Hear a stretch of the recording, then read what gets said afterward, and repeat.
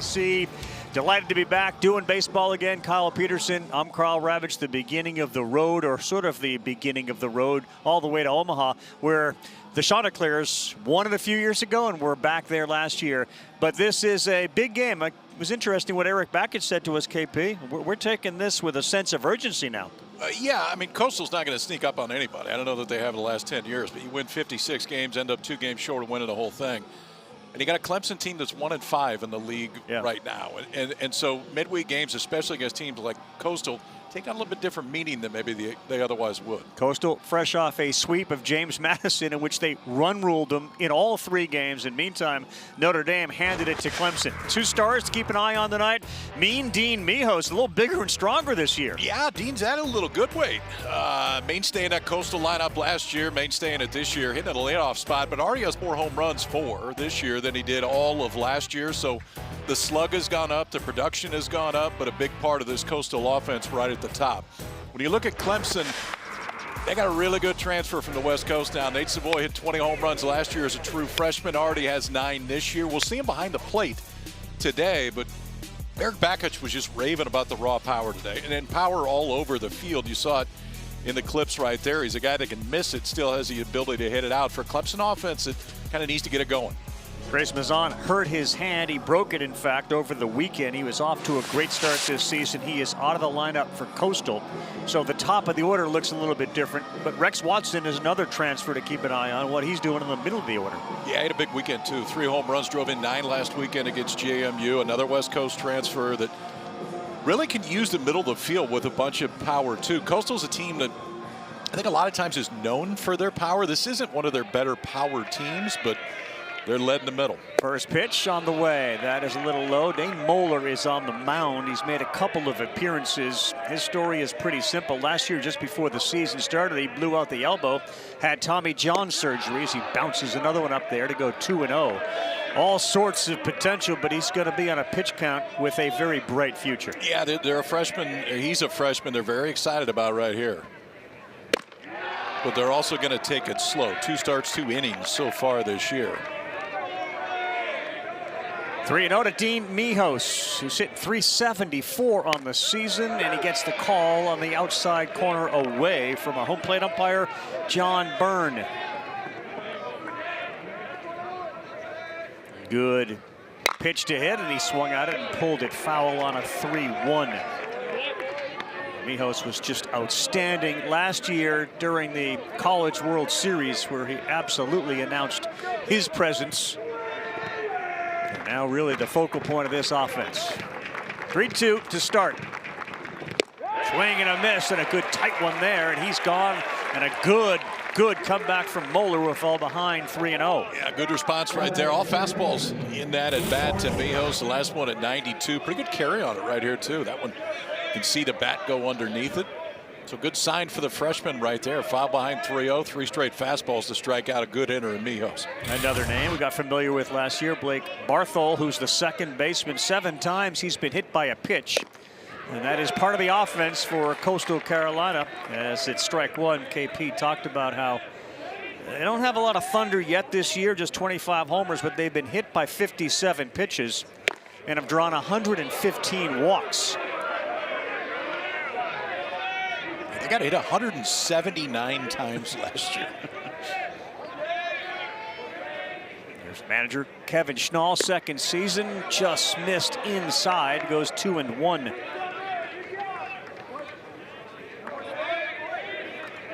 Ranked as high as 6 by D1 Baseball. At some point this year, 16 returning players. And that one almost got him inside, 3-1. 18 new additions to the team that lost to LSU in the College World Series Finals last year. And there is the 116th walk of the season, and it's Blake Barthol, who is, like most, a threat to steal on this team.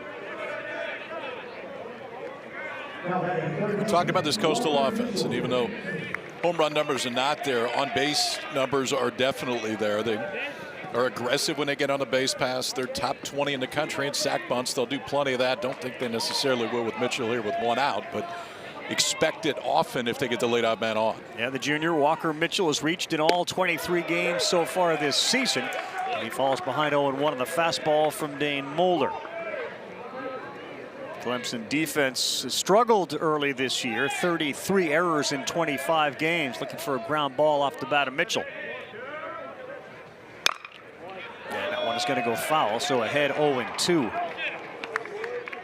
So when we spoke with Erik Bakich this morning, as he walked to our hotel, interrupting his workout, by the way, but he hung out with us for a while, he said, we got to get some more urgency to the way we're taking infield. Everybody's got to ratchet it up a little bit. As Moeller's 0-2 on the way to Mitchell. And he drilled him, and he lost him ahead 0-2, and now 2 are aboard. That was first breaking ball that Moeller's thrown in this game. He was fastball heavy up to that point and just kind of sped up a little bit on that breaking ball. And this is who Coastal is. If it's really anything inside, but especially a breaking ball, they're not going anywhere. That brings the Thunder in the batting order. Rex Watson to the plate. 27 RBIs, leads the team. Hit 375 last week, and as KP said, 3 home runs against James Madison. Big early chance as they shift the left fielder Jackson Moore towards the line. There is power all over the place for Watson.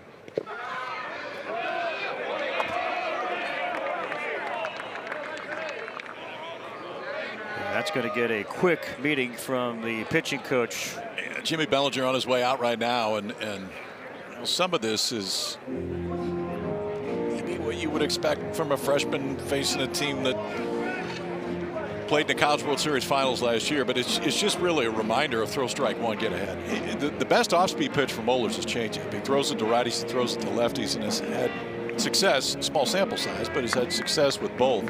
That changeup missed down and out of the zone, got Jimmy Bellinger out of the dugout right away.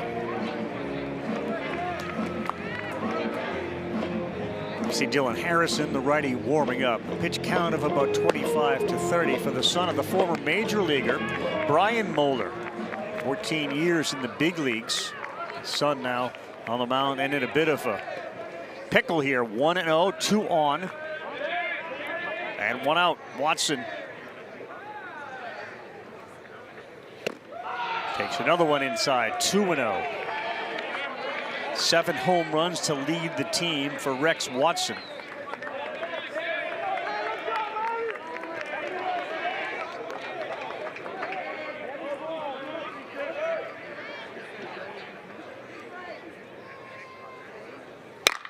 Gets one and lines it to center field. Claddy going back, still going back. He reaches up, and that is another home run for Rex Watson. 8th of the year, 3-0, Coastal Carolina.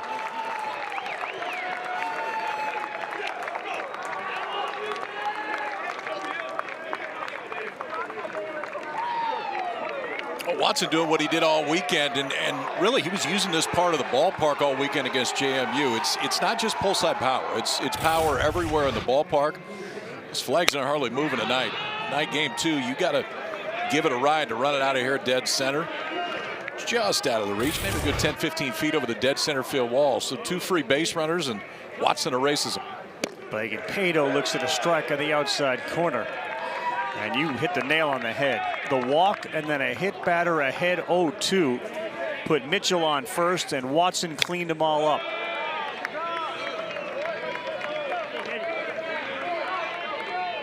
The impact on this team from Rex Watson, phenomenal. And a cleanup spot for a team that doesn't show a lot of power yet. He is their source. And that thing was just labeled to center field. That's 390 feet out there.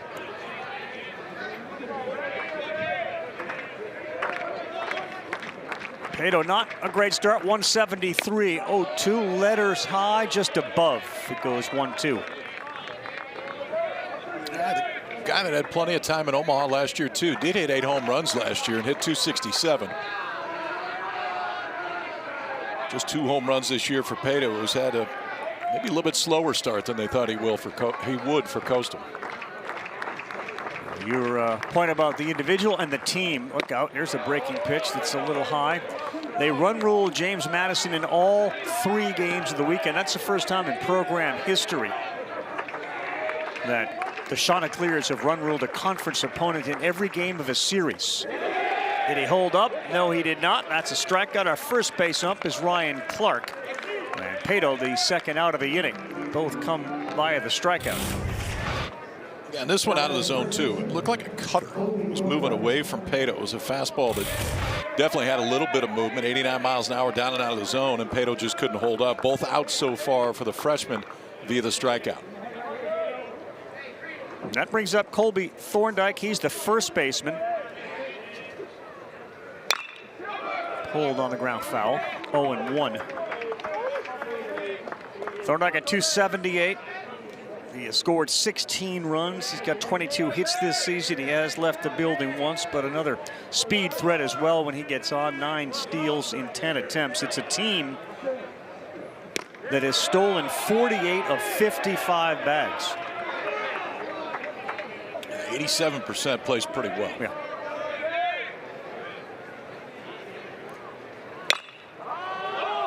Popped up on the infield.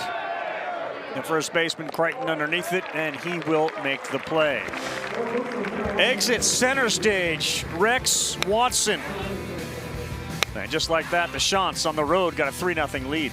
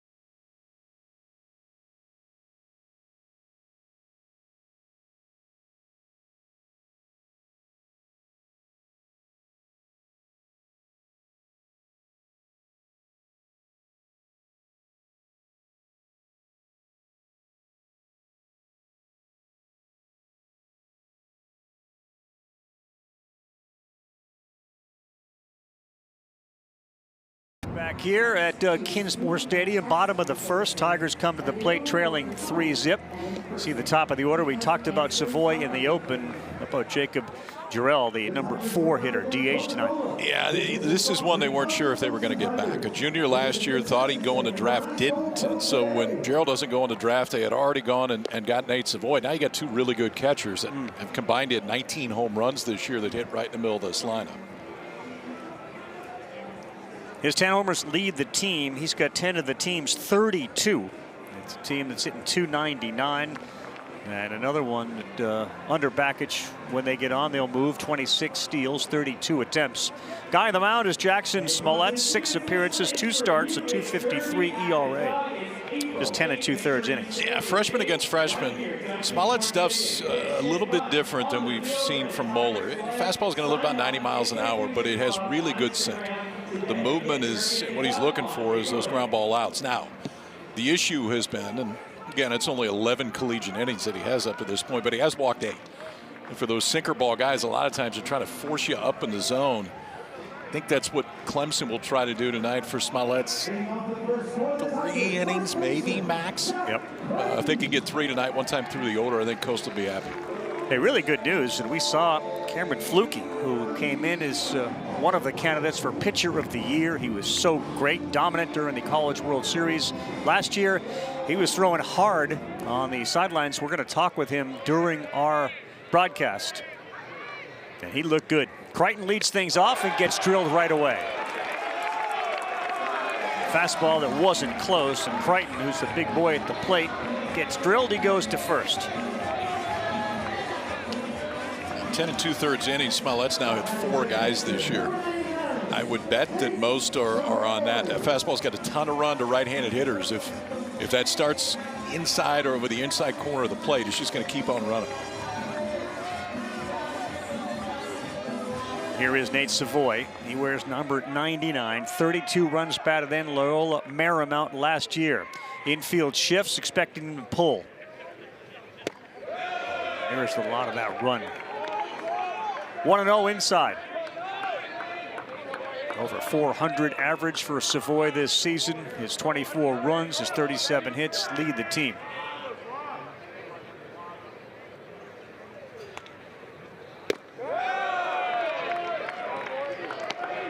Smollett's, it's essentially two pitches. It's fastball, slider. The fastball he throws about 75% of the time, and slider is really his only off-speed pitch.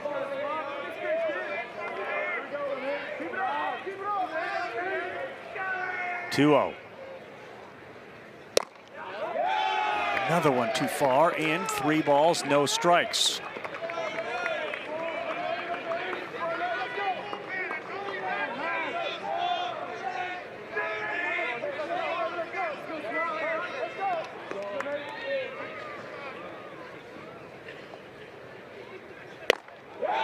Missed again. So a hit batter and a walk. At the top of the first, that formula led to a 3-run home run. Yeah, we action in both of these bullpens in the first inning, and neither one of these guys is going to go very long from a pitch count standpoint, but still not ideal if you got guys moving around this early. 5 pitches, all 5 out of the strike zone so far for Smollett's. Like Barthol came in to have a word with him. And now Tristan McClatty, the center fielder, steps to the plate. Left-handed hitter with an OPS over 1,005 homers, 25 RBIs. Crichton will lead off second, Savoy off first. And looking to throw his first strike. Smollett's. And he missed away. And everything is missed arm side. Yeah.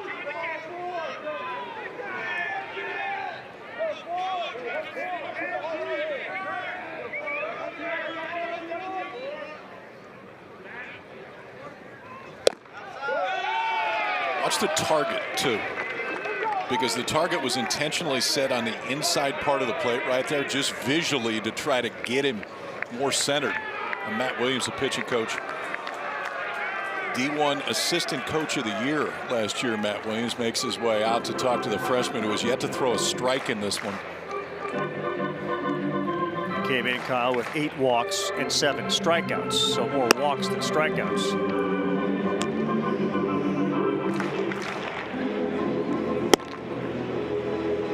This is an all hands on deck type game.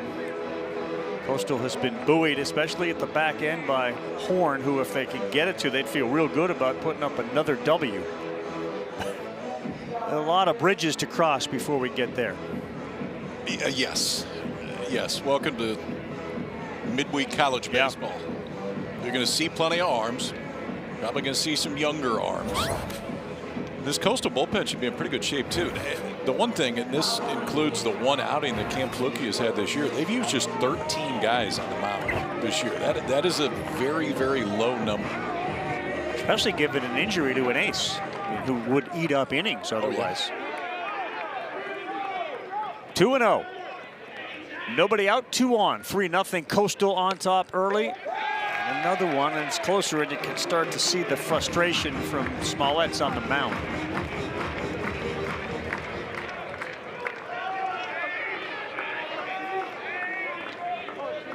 Appleman is hot in the Coastal pen.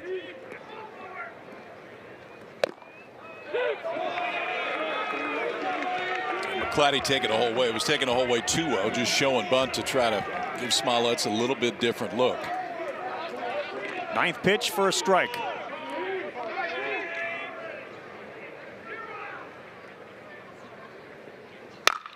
On the ground, they got a chance here for 2. He fires to the shortstop, Barango, and no. Good hustle by McClatty down the line.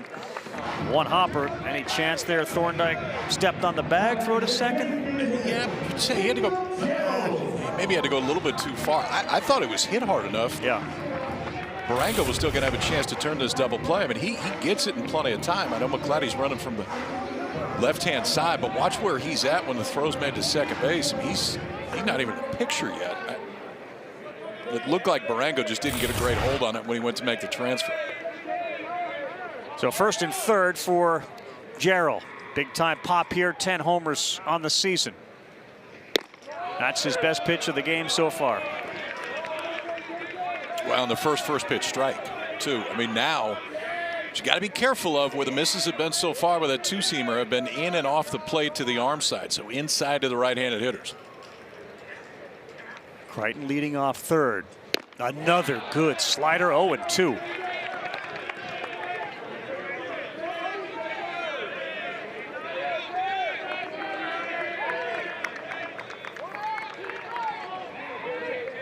Go back to it, try to come inside. That may be all he throws the entire at bat.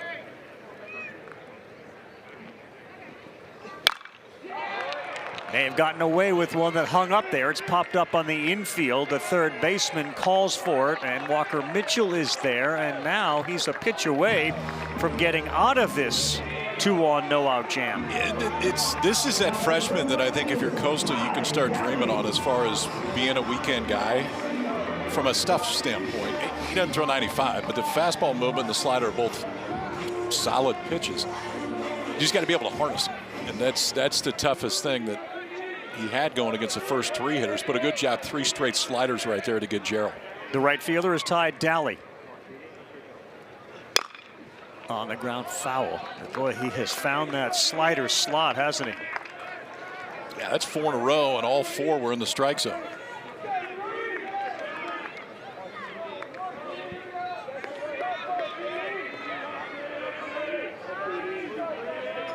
Barthol playing deep on the outfield grass as the second baseman, as the shortstop Barango's up the middle, missed away. 1 ball, 1 strike.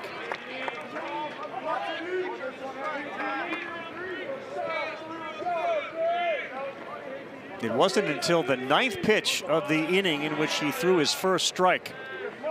He's now got 6 more and gotten 2 outs. The 1-1. That's a tough take, man. That was right there. It just dropped into the area below the knees. 2-1. Yeah, I mean, after those first 2 hitters, they've gone slider, slider, slider, heavy. All 3 in the previous at bat. Now all 3 in this at bat have been sliders.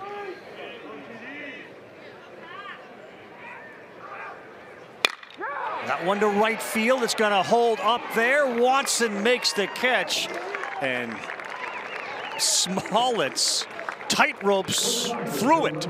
They don't score. They strand 2. 3-zip after 1. ESPN is now the home of MLB.tv. All out-of-market games live or on demand all in one place.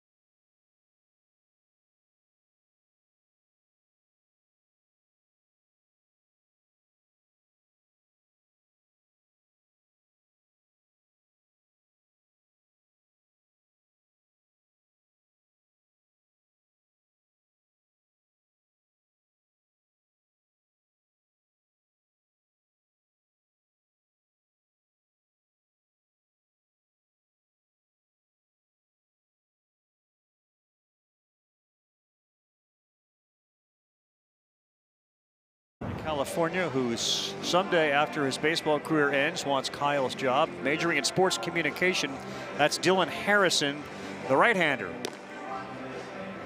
He's made 3 starts this year, and this is a kid that they've stretched out a little bit. So coming out of the bullpen, you think maybe Clemson could get 2 or 3 innings out of him. 15 in the third, 10 strikeouts. Walks have been pretty good so far. Fastball, low 90s for the most part. Good slider and a changeup as well. Last 2 outings, 4 innings against LaSalle, 4 innings against College of Charleston. Went 4 1/3 early in February against Army West Point. gave up 5 hits, but has not given up more than 1 earned run in any of those outings.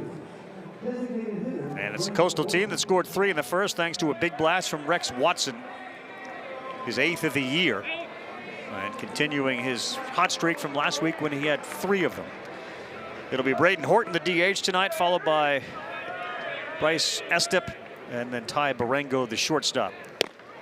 That's a good pitch. Even it popped out of the glove of Savoy. 0-1.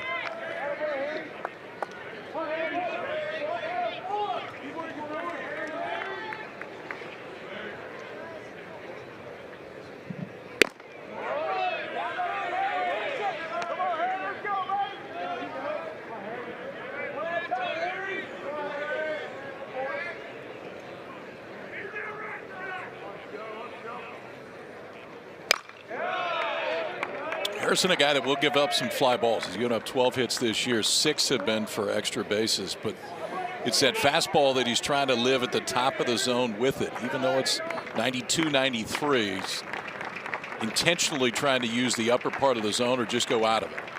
The 1-2. That one is bounced up there. Bakish was concerned about a fly ball pitcher because earlier today the wind was blowing out. It looks like the Flags have gone to sleep. They have just shut it here in the second inning. We're good.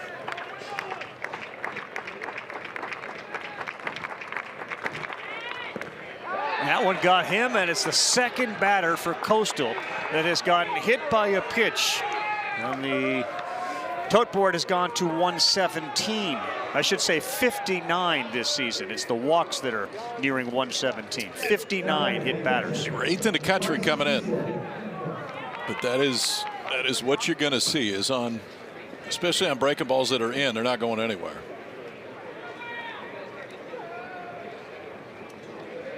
Our umpiring crew all the first baseline. It's a question of whether he got hit at all or leaned into it. Yeah, I would think that's the question. The rule essentially is you cannot create contact as a hitter. You don't have to move. You don't have to go anywhere, but you cannot create contact and move into it.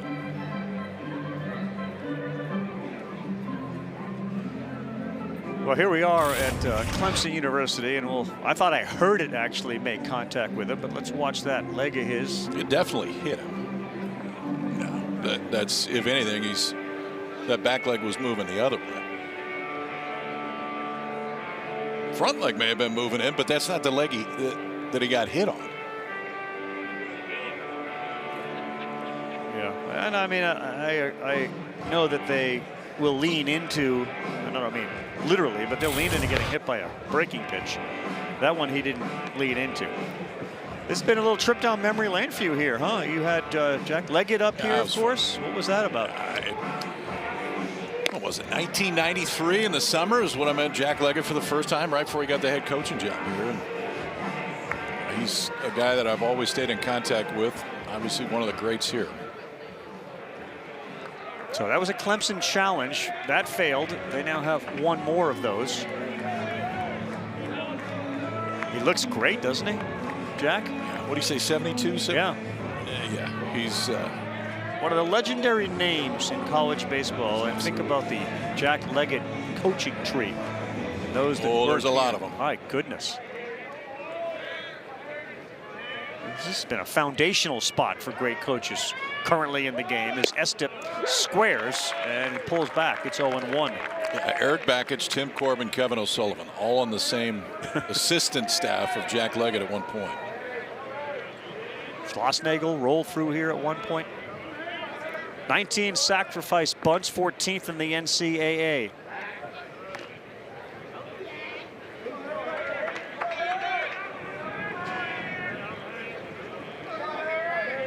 That guy look familiar?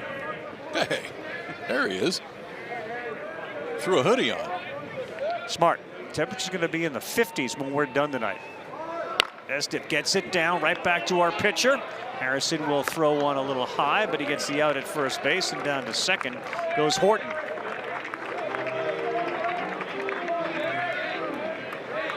We were talking to Eric Bakich earlier today, and we asked him the question, Who plays this style of offense in the ACC? I don't know that you can find anybody that plays quite this style of offense. Duke's running a ton this year. Louisville consistently does. But, I mean, Coastal is just constant defensive pressure at the plate. And it's not necessarily because they're going to hit it out of the ballpark. They will always make you defend. Strike one to Ty Barango. He is the shortstop. Now, San Mateo hitting .277 this year. He's gone deep once. Center fielder McClatty is shaded towards right. Good fastball. 0-2. Just when we thought the Flags had gone to sleep for the night, they've woken up. Well, they heard you. They heard you. They still got a little work to do. Blowing out towards right. You can see it at the top of your screen on the right. 0-2 on the way from Harrison. Fastball on the corner, strike three. Painting at 94. That's the best fastball of the game so far for Dylan Harrison. 0-2 count. You can see if you're going to miss, you want to just miss off. And they got a little bit of a pitcher's zone right there. You can see Savoy trying to bring it back. First strikeout for Harrison since coming in. Back to the top for Dean Mijos. Struck out his first time up, and that's a good breaking pitch to get ahead 0-1. Harrison has gotten ahead of the last couple of hitters after drilling Horton, who was out there at second base to lead off the inning.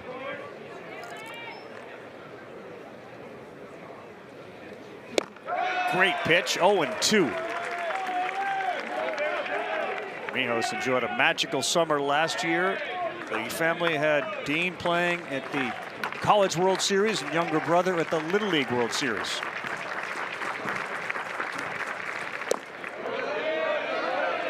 You got a lot of me host time, didn't you? A lot of me, a lot of me host time, yes. You go to the College World Series, you give a speech to the Little Leaguers, they're going to listen. The 1-2 with two down. Good pitch. Boy, Harrison, he locked in after drilling.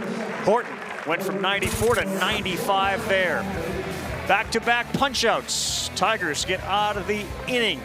Trailing 3-zip. It'll be Dillard, Lichtenberger, and Fultz when we come back.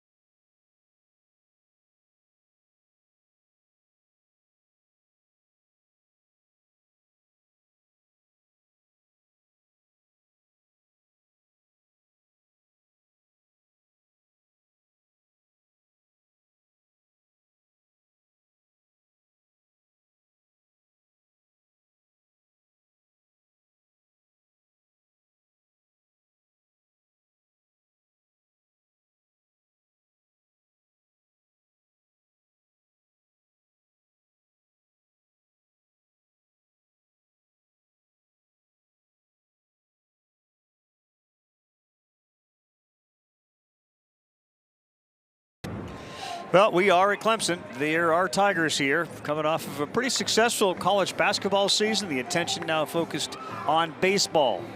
Fans are out. They average around 4,000 or 5,000. And this weekend they'll have another huge crowd here. Midweek game and a new pitcher. Jackson Appleman is on the mound, making his 8th appearance, KP. He's been out there plenty. You can see the 8 walks and 13 hits and 9 1/3. That's why the ERA is all the way up there. But this, typically these Tuesday games in college baseball, unless you got a dedicated midweek starter, and some do as the season goes on, but other than that, it's going to be short stints for most of the guys that are out there. So from one Jackson to another, as Clemson had runner stranded at first and third. Last half, lead off with Dillard. First pitch, good one right there at 0-1. Jay's the second baseman. He's got 1 bomb this year, 286 batting average. Infield straight up. That one's pulled. 1 ball, 1 strike. Appelman, kind of similar stuff as Smolitz. They both want to sink that fastball. Really just fastball slider for both of them. Just outside, 2-1. You look at the roster from Coastal, similar to last year, but a lot of East Coast flavor. Of course, the head coach is from New Jersey.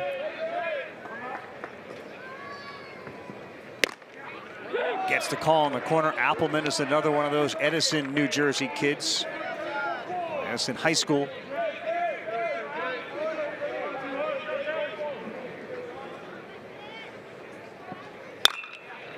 On the ground, cut off by the third baseman, Mitchell. 1 down.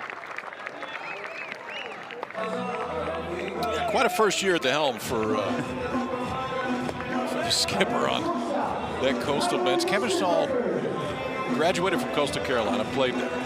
Was on Gary Gilmore's staff for years, and then last year gets the head job, goes 56-13 and plays in the finals. It's a pretty good opener there. At one point, 26 straight wins. The pitching staff had the second lowest ERA in the country at 3.22. They had the Buster Posey Award winner. And, you know, if you're going to have to replace one guy, it may be as difficult as any. Short of an ace is the backbone of that team, and Caden Bodine was that guy. First-round pick last year, and kind of universally seen as, if not the absolute best catcher, one of the top 2 or 3 catchers in the entire country. Just solidified that pitching staff that you talked about was so important to their run to Omaha. Lichtenberger, 2-0, 3-0.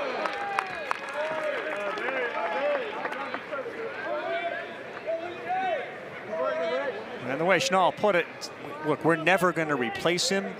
We just need guys that can combine to come close to replacing him. 3-1. It helps when you have guys like Fluky on the staff. You know, a lot of times the catcher's responsible for shepherding a pit, but when you have veteran great pitchers, that's ball 4. Yeah, they just need it back. That's right. KP baseball this week, 3-game set, Miami and Clemson. I don't know if you saw it, Miami celebrated their 25th anniversary of the 01 national championship team. That team went 53-12 and 9-0 in the postseason, and they beat Stanford 12-1. Thursday and Friday night's games on the ACC Network series finale Saturday afternoon, ACC Network Extra, and all games on the app. Appreciate that you said that final score really quietly. I did. I was considerate. What was it? Thursday, Friday, Saturday, the Hurricanes coming to town. 2-4 in conference. They throw over to first and diving back safely. Lichtenberger.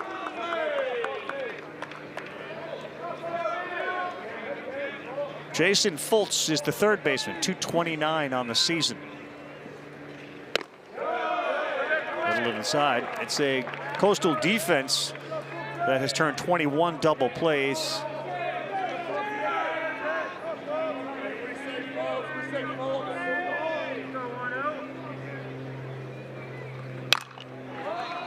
Up and playable. Barthol going out into shallow right, looking for his right fielder. It'll be Barthol with a difficult play out there as Watson was playing fairly deep and couldn't get in time. Barthol had to go a long way for that one. Watson, who just about had a ball go over his head in the first inning, playing a little bit deeper right there, and the second baseman picked him up. One of ways to make that play.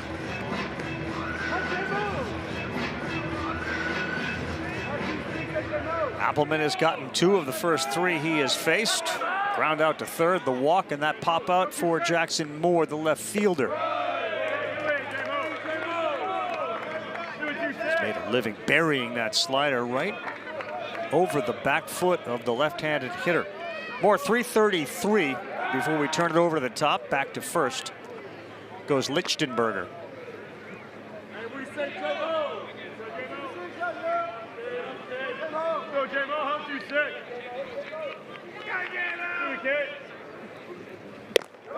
Sails high and away. Between between Mijos and Pato and what we saw Watson doing, the strength of the Coastal team will ultimately be its pitching when Flukie gets back, but the outfield is absolutely a strength for them. It's a Coastal team that just has to just get back to the point that they have Flukie and Hayden Johnson thrown on the weekend. And they think that they're going to get them in probably 4 weeks. Yeah. Get them both back at that point. Scary proposition for a team off to a really good start. The 2-1. 3-1. I mean, we saw Flukie playing catch before the game today, and I wish somebody had the pocket radar out there and you could figure out what it was, because it had a ton of carry. He looked like he's ready. He's told them he's ready. Runner goes. That's ball 4. So a couple of walks in the inning, and there's 2 aboard with 2 down as we go back to the top of the order for Big Jack Crichton, who got drilled to start the game. Now we're going to speak with Cam Flukie about his recovery and his determination to get back on the bump. But he is sort of knocking on the door, letting everybody know, if you want me tomorrow, I'm going. I'm game. There's a lot riding on that right arm of his. First pitch to Crichton, swings at and fouls it out of play on the right side. Yeah, there's a lot of scouts that are counting the days still they can see him back on the mound. Flukie. And not an arm injury. No, a rib injury. A stress reaction in his rib. He didn't get hit with a line drive or anything. It's a strange injury. Fouled at the plate right off of him, and Crichton is behind 0-2. Where would you put him? I mean, I know you haven't seen him this year, but you know what he is Flukie? capable of. Yeah, relative to the rest of the nation. I mean, he could be the first pitcher taken in the draft this year if he comes back healthy and looks the way that he did last year. Appelman trying to get out of a 2-runner mess. This one is towards the gap, and it is down. That's going to bring in 1 run. Lichtenberger, he'll go to second base. The ball bobbled by the shortstop. But Crichton puts the Tigers on the board with an RBI single to center field that didn't hang up long enough for Mijos. No, just a veteran approach right there, too, because that was not a bad breaking ball. I mean, watch the location on this pitch. It's probably a ball. But Crichton in a 2-strike count shortens up, gets something that he can put out into a spot. Wouldn't hit all that hard, but just hitting the exact right spot. Mijos couldn't get there in center field. And 1-out walk to Lichtenberger comes around to score the first run of the game for the Tigers. What a spot for Nate Savoy, team leader in runs and hits, and right there with RBIs 32 missing. You pitch carefully to Savoy, given how good he has been with first base open. Yeah, I think you pitch carefully to him regardless. Anyway. You can see these power numbers. I mean, the slug's up almost 100 points. OPS up about 200 points from last year. 1-0. Did he go? No. 2 balls and no strikes. He doesn't have to deal with the marine layer anymore that he did last year at LMU. And still hit 20 homers. Yes.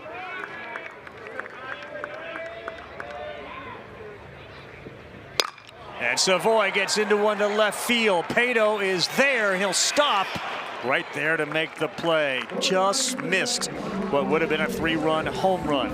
But Clemson gets on the board. 3-1, we're through 2. The RBI delivered by Jack Crichton.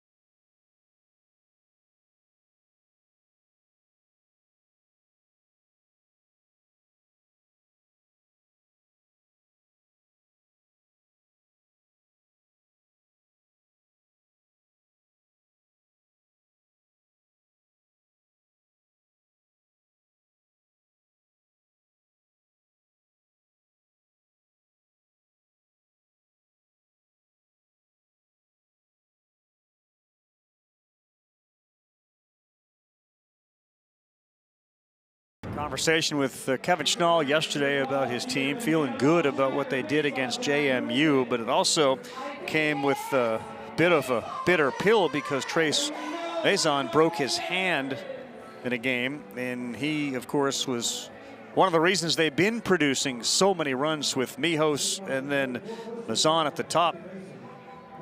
Yeah, they take about a month or so till they get him back. You go about a month, you get him back in 2/3 of your rotation, you're starting to feel a little bit better. Yeah, especially off that year you had last year. Can't start the game. Went out in left field. We got a whole bunch of folks just kind of walking off the field. We had two mascots on the field.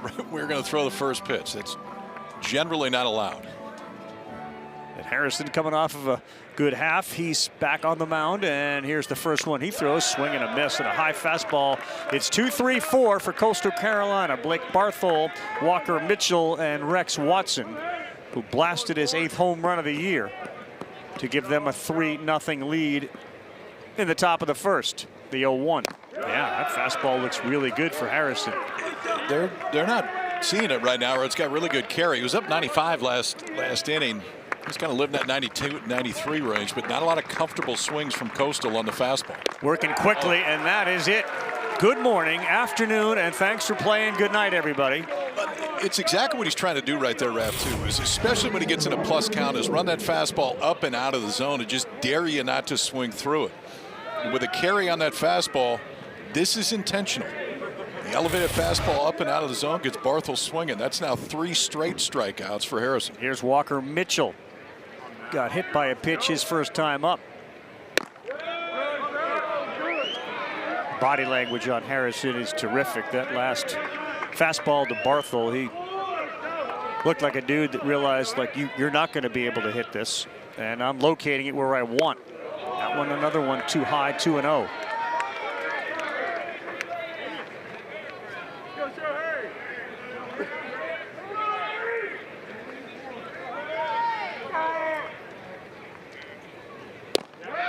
Better.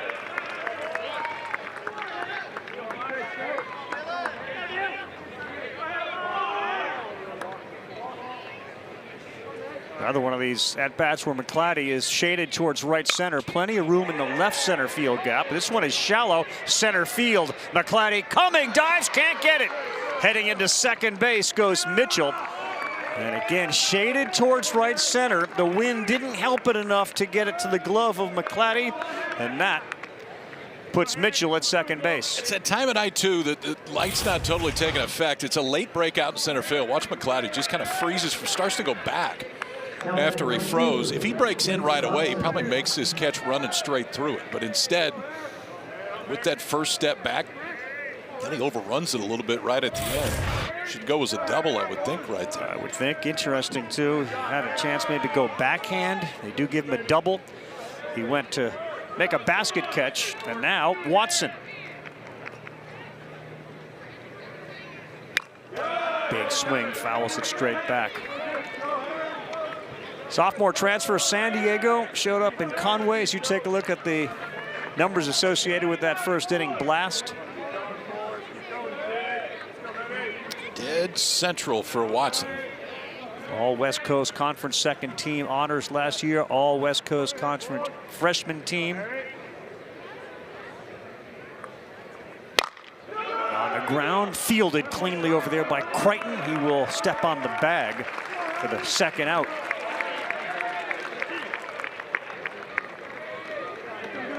As a freshman last year, Watson, who just grounded out, hit 295, 13 homers, 41 runs, 60 RBIs. And look forward to talking with the head man, Kevin Schnall. You got a list of questions? Yeah, I wrote them all down. Just forgot them at the hotel.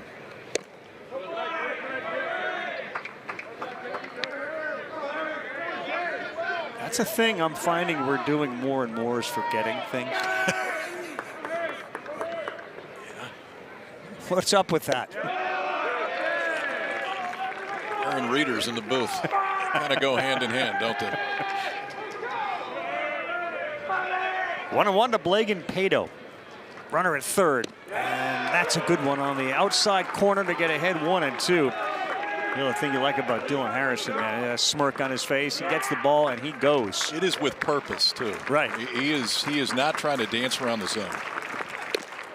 Fastball away, 2 and 2.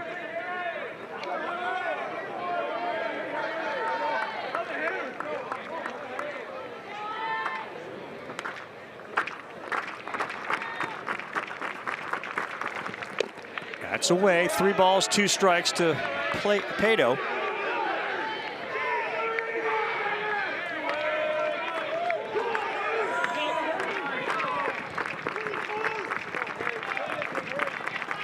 Three-2 to the junior. He laid off it. Good take, and you can see Harrison parading off the mound as if he had strike 3. That's off the plate. I mean, when he let it go, I think maybe you think you're going to get chase on it, but it's a slider that's definitely off the plate right here. That's just a good take. You see the hands of Pato start, then held up when he realized that slider was going to fall out of the zone.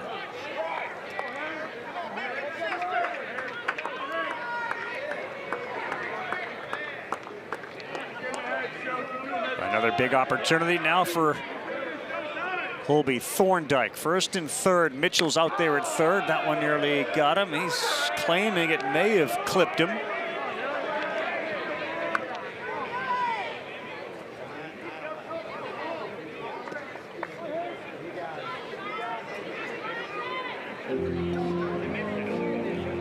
Yeah, so I'll give you a little story. I didn't forget something, but in packing for our trip here, anticipating maybe going over to a gym to exercise, hoping to see a head coach, which happened with Bakich over there. But I grabbed my shirt and what I thought were black shorts. And it turned out to be like my wife's like top that you can't wear as shorts when you go. No, I didn't wear it. I wore the just regular generic Joe shorts. Runner goes. They will not throw down. Second and third. Pato robs the bag. No, but in the morning when you're barely awake and can't see, and you realize, like, no, this is not a pair of shorts at all. I was intending to bring. 2-0. Runners in scoring position, leading 3-1. Call on the inside corner as a strike. 2-1. That's a big pitch. 33rd pitch of the night for Dylan Harrison. Popped up sky high. Center fielder McClatty still running a long way now into right. Oh, that was not comfortable. It is a difficult time of night to see, and McClatty fought it and won. We'll talk with Schnall when we come back.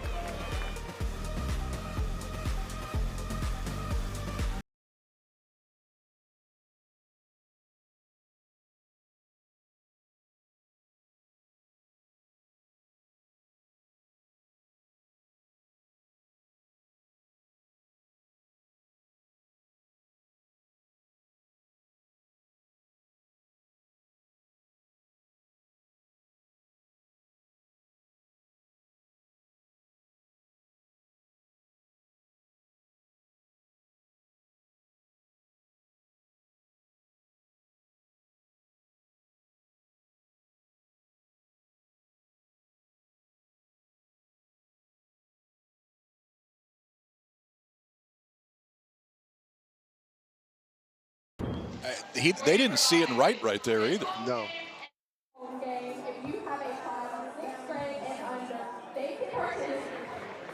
Kevin Schnall joining us here, of course, the Coastal Carolina head coach, Karl Ravech, Colin Peterson. Thanks, Kevin. Appreciate you guys having me. So what do we do for an encore after the old 56 win, just lost LSU in the finals? Like, how do you prepare for another season when you go all the way there?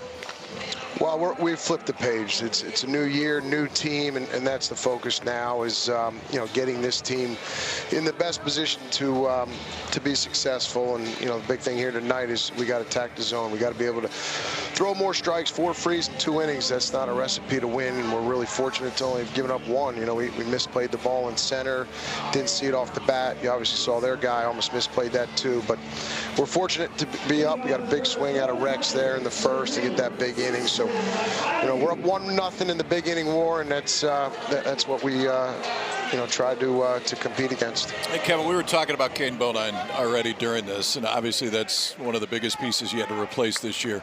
How do you try to replace a guy like that was so instrumental, not just offensively, but obviously to your staff? Well, a 3-year starter who, basically never came off the field, as steady as any catcher we've ever had. It's tough you're not going to replace that guy, but really happy with the way Bryce and Tazi have called. If you look analytically, they've received at a very high level, and they're growing every day. And again, really proud of the way that they're defending. McClatty leading things off here in a 3-1 game. Coastal on top, thanks to that Watson homer. How's the game changed in your world, and what's your ideal balance between guys that come back and going into the portal? Because the guys that you've got in the portal have made a big difference. There is a balance. We want to still live with the high school guys. We've had a lot of success recruiting high school guys, and we really believe in our development system. But at the end of the day, you have to adjust and adapt. And we've done a good job with junior college kids. We've had great junior college kids here, and Trace Mazan is a junior college transfer who's had a great year for us. Unfortunately, he's out right now. But you're going to sprinkle in some transfers and some portal guys every year. And, you're right. We've had some good portal guys this year, and they've adapted to our culture quickly. Lastly, we saw Flukie over there throwing seeds. Tell us about when you expect him back and what you're seeing from him. I'd love to have him on the mound right now, right? Man, the biggest thing that is upsetting is, you get a front row seat to see a guy like that pitch, and your window's so small. And unfortunately, that window's getting smaller, and selfishly, if you will, you want to be able to watch that guy pitch every Friday night because it's absolutely enjoyable. Yeah, we know it is. We look forward to talking with him and certainly seeing him back on the mound. Thanks very much, Kevin. All right, guys, thanks so much. Appreciate you. Well, he led it off by saying that's 4 frees in the first 2 innings. Now there's 2 more so far in this inning. It is the recipe for disaster, big especially innings. These midweek ball games. Yeah, he kind of let us on what he feels a midweek game is. It's the race to the big inning and who has more of them. Clemson is certainly set up for it with a walk and a hit batter. McClatty and then Gerald, and now it's Ty Daly, I should say.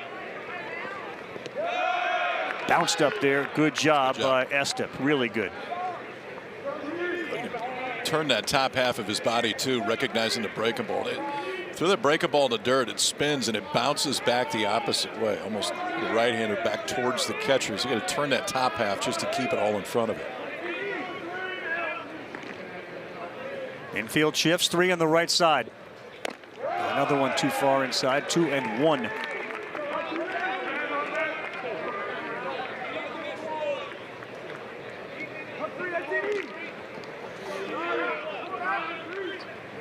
So Barango joins Barthel and Thorndike on the right side. Daly sky high. It looks like Mios has a beat on it. He does. Runner goes. Here's the throw to third. It's cut off. Good speed that time from McClatty. That was not a deep fly ball to center, but he runs on Mijos, and it's first and third with 1 out. Well, there's your scouting report right there, too. I mean, looking around outfield arms, the guys he can run against, and Mijos kind of catches this one moving away, sure too. Does. And if he has all his momentum coming in, he's got a chance to throw out McClatty at third base, but heads up base runner right there, knowing it's an arm that they're comfortable taking a chance on, and Mijos helped him out a little bit with the route. Second baseman is Jay Dillard.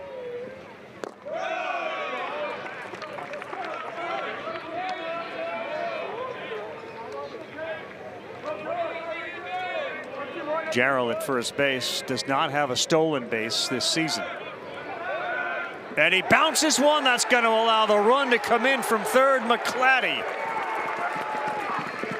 To second base will go Jarrell. A big mistake, compounding what's been a bumpy inning for Appleman on the mound. A walk, a hit batter, and now an error on the throw. Yeah, and you can see Thorndike trying to do everything he can just to get over. Now, both runs that have scored for Clemson reach via the walk, and that's one too. I mean, you talked about it just a minute ago. Drell's not a runner. He's not going anywhere on first base in a spot like that. And really, if he does, then he's probably doing you a favor in that spot. Instead, Appleman spins, throws in the dirt, and really throws Clemson a run.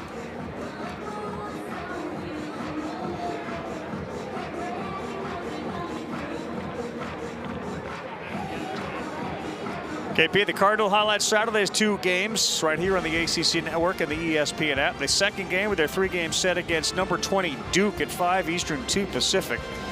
And that comes after Florida State, who just crawled into the top 10, and Clemson square off at noon. Duke got a couple of homers from Matthew Strand Saturday. I think one traveled 427 feet at Virginia Tech. Really now? Yeah. We will take a timeout here. Coastal will go to their 3rd pitcher of the night. Clemson continues to threaten here in the 3rd. A walk and a hit batter and error. 1-run game.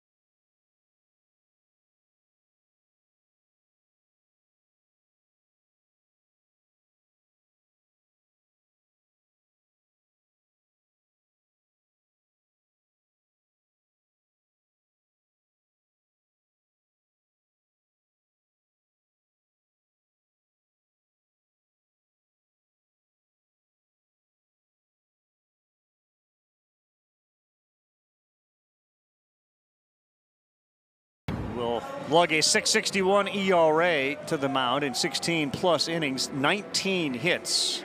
And again, the walks, it haunts everybody, but it's haunted Coastal, and it's certainly doing it again tonight. Yeah, kind of haunted both of them up to this point. The free passes that have come around to score, and Kevin Schnall talked about it when we got him on the headset right away about the freebies that have got him so far.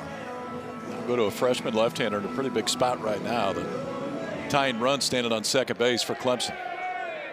Fell behind 3-0 and have battled back. Jay Dillard against the lefty. And a little 3/4 arm ball 1 with 3 on the left side of the infield now as Barthol is butted up with Barango over there. And now he'll move back into his regular second base position. Dillard grounded out to 3rd his first time up. 2-0.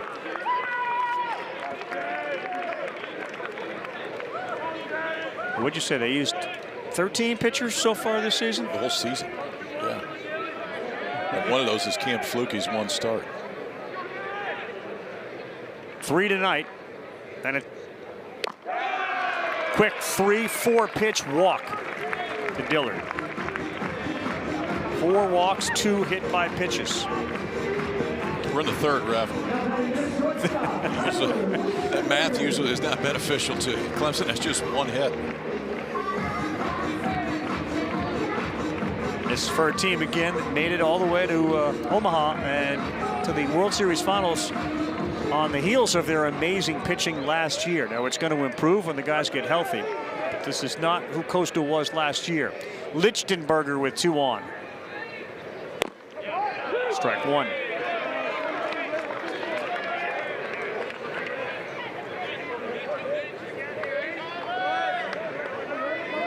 Lichtenberger had a decent weekend offensively. It's been a bit of a bumpy start for him on the 0-1. 0-2. Lichtenberger looked at his Marucci bat there like like a major leaguer would look at a piece of wood and say, "Did I just break that?" It just about got in on the grip. Did.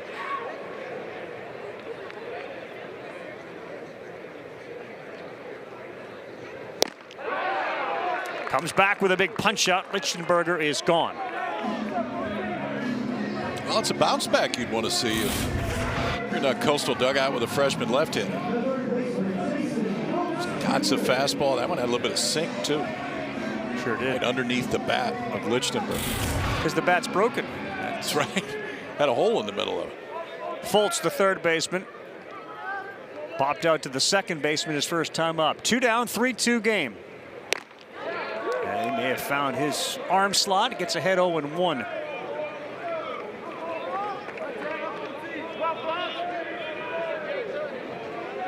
Gerald is at second base. Dillard off first.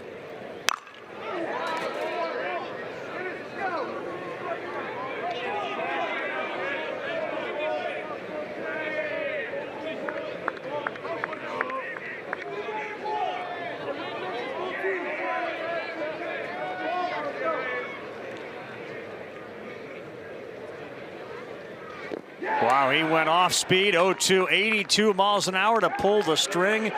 And they're flirting with disaster, but so far they maintain a 1-run lead. Erik Bakich's boys have come from 3-0 to 3-2. We'll talk with the Clemson head man when we come back.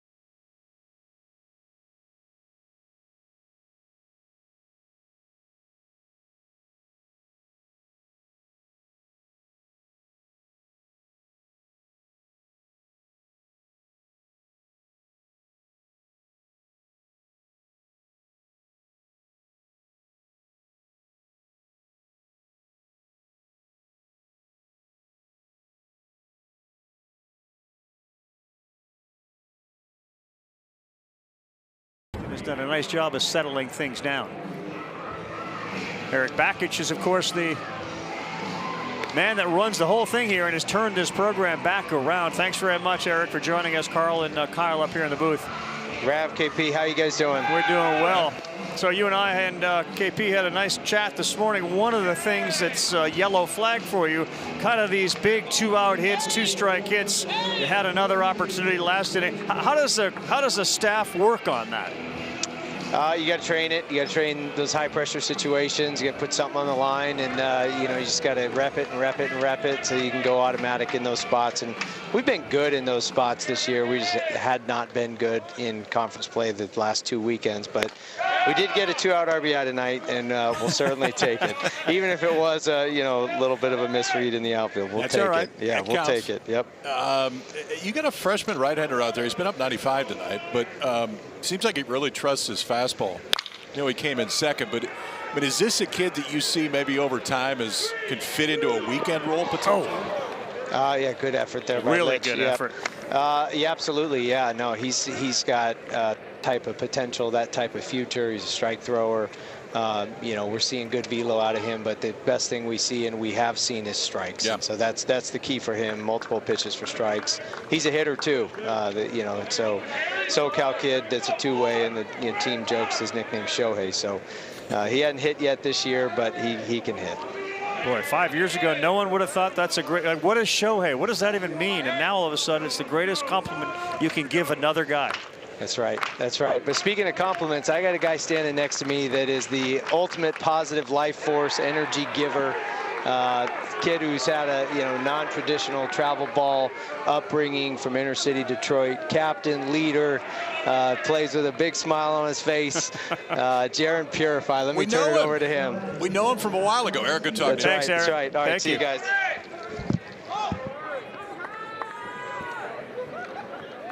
All right, JP, thanks for joining us up here. It's your old friends Carl Ravitch and Kyle Peterson. Yeah, It's been a couple years. Yeah, how you guys doing? It's been like 8 years. Yeah.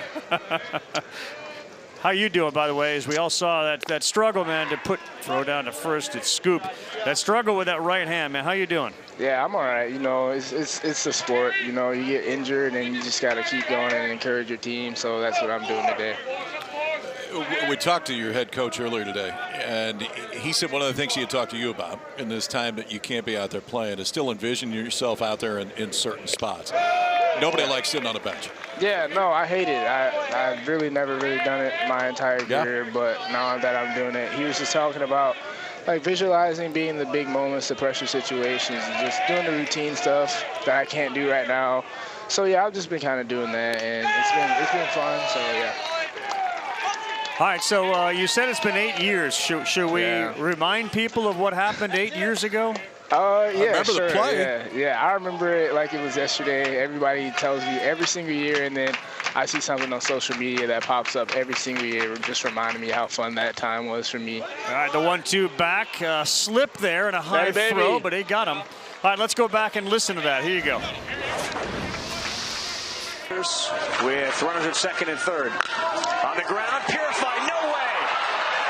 Oh, play of the Little League World Series made by Jaron Purify. I apologize for the guys that were on the call there, but I didn't exactly.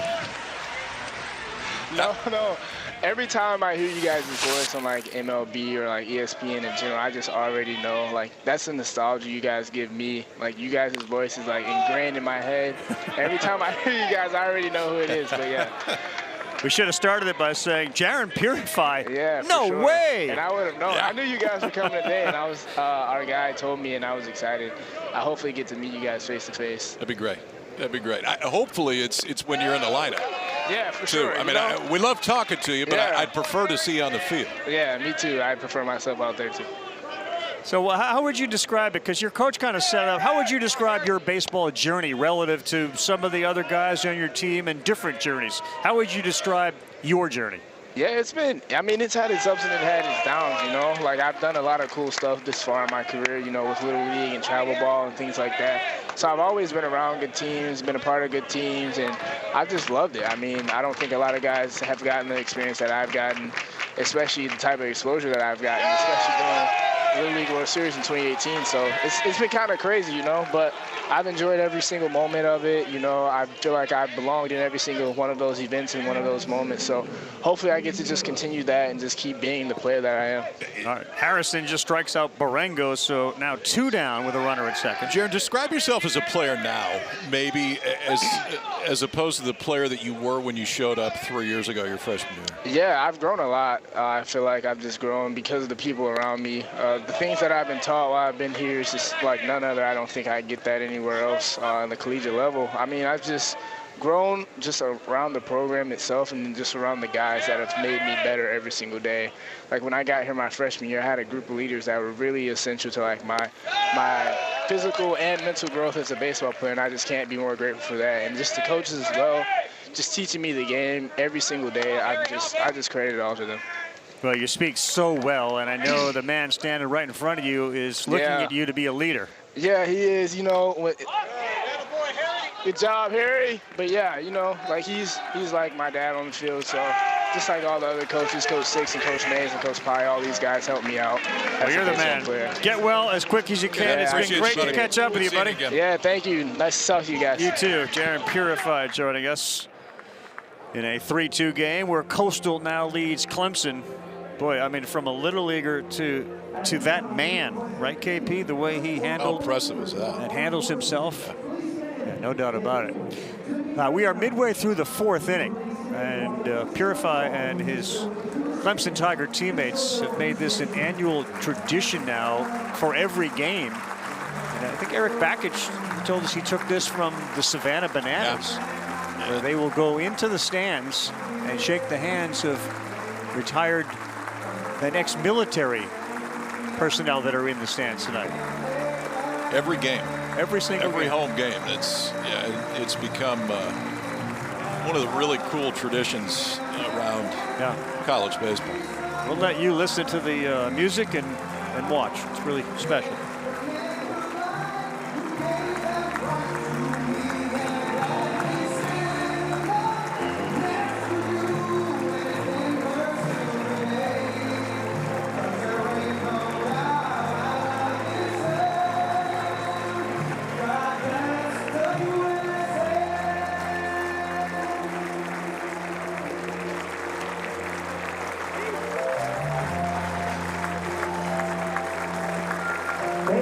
Let's please give a standing ovation for these individuals who have given so much to serve our country.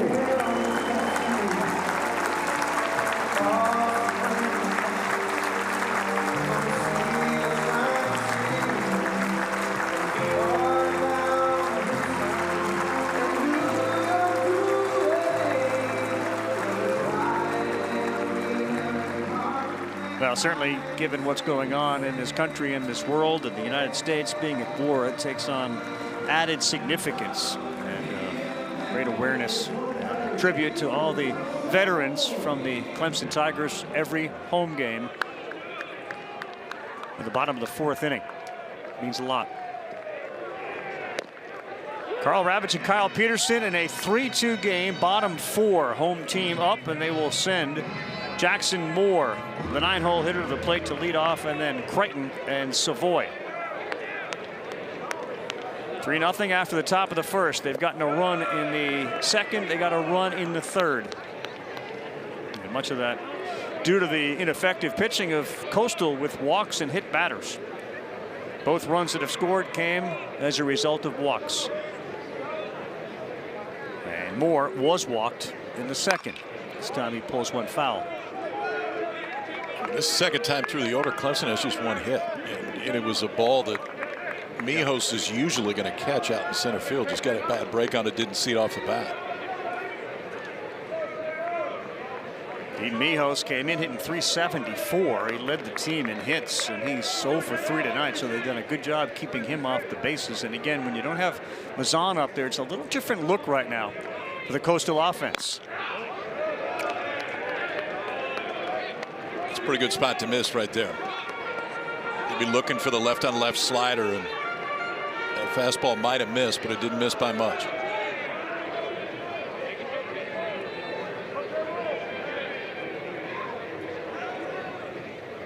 Ouch, that one got him. Another hit batter. And that was another 2-strike hit batter.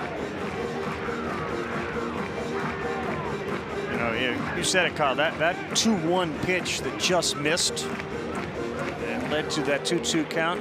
I think he wanted that pitch badly. And you can see the movement too. Jackson Moore, the freshman hitter, I think he's reacting, thinking this is going to be a slider because he starts to open up to it. And really has nowhere to go right there. I think it hit him in the ribs. And hit John Byrne, home plate umpire, right in the wrist after that too. So Richardson drills Moore, and now you're back to the top. Jack Creighton hit by a pitch, single and an RBI. Outside, 1-0. Eric Bakich is in his fourth year. Yeah, won at least 44 games in each of those his first 3 years. 2-0 for all the success too that Clemson has had, and there was a run there where you expected them to be in a super, if not maybe show up in Omaha. But look, he's had success, but it's been since 2010 that they've had a chance to make that magical journey to Omaha. 3-0, and now Richardson is wondering where is the strike zone. After taking Michigan a game away from winning the national title in 2019. Every job that was open, major job, it was Eric Bakich's name that was mentioned as potentially the next head coach. This is the one he had his eyes on. if it did open because of the history here at Clemson and obviously his personal history, but obviously the baseball history here too. What I love too is he invited Jack Leggett back with open arms. Jack's in the dugout. What do you say? He makes it to every home game. Right now, came up and saw us before the ball game, but that is a wealth of knowledge to have standing next to you. Yeah. Volunteer assistant at Clemson back in 2002 with Corbin at Vanderbilt from 03 to 9, I should say. That's a strike, and he needs one badly.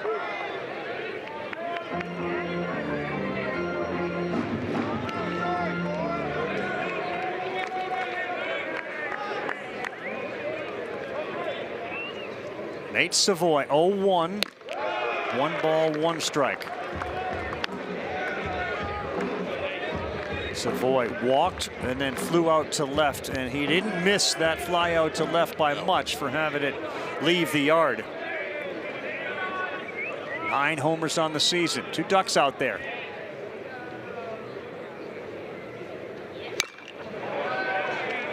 Just enough off of that one to get him way out in front. It's 1-2.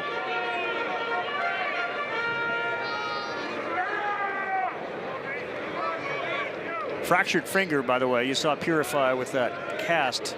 It's not going to require surgery. So they had to replace the key middle infielder and leadoff guy. The 1-2. Did not go after it in a good eye from Savoy. Well, Eric Bakich said they may get him back in a few weeks just to potentially. Yeah. It's going to take a little bit longer to get him on the field full time.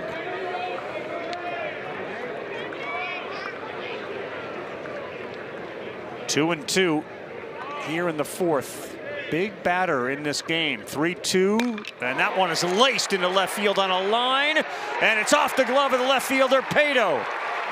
Moore is going to come in from third. The throw home is up the line. Heading to third, sliding in safely is Crichton. And Savoy delivers another RBI, and we are tied at 3. His 33rd of the season. I'm going to tell you this, man. If this ball has backspin, this is hitting on the roof out in left center. That was 114 off the bat.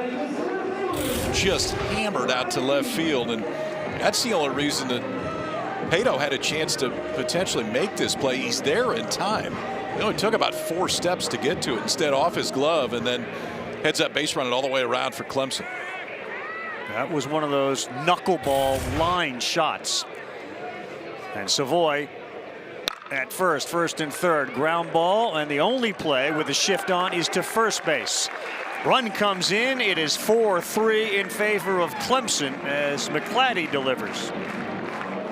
Well, you said it, Rav. I mean, a ball that off the bat you're thinking this has got a chance to be a double play, but Barango has to go to the second base side. So basically his glove side to make the play. There's nobody there to cover. Second base to turn it. Probably hit hard enough to hit it if you just pinched up the middle, but instead it's an RBI ground out from McClatty.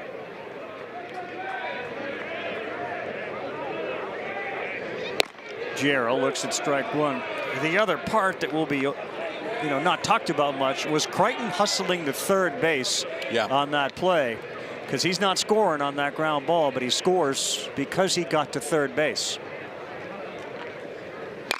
Jarrell gets into one down the line, and it is out of here.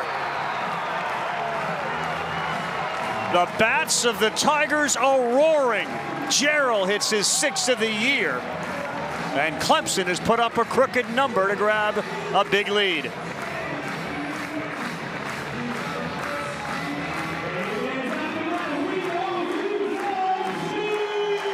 (6-3) Tigers.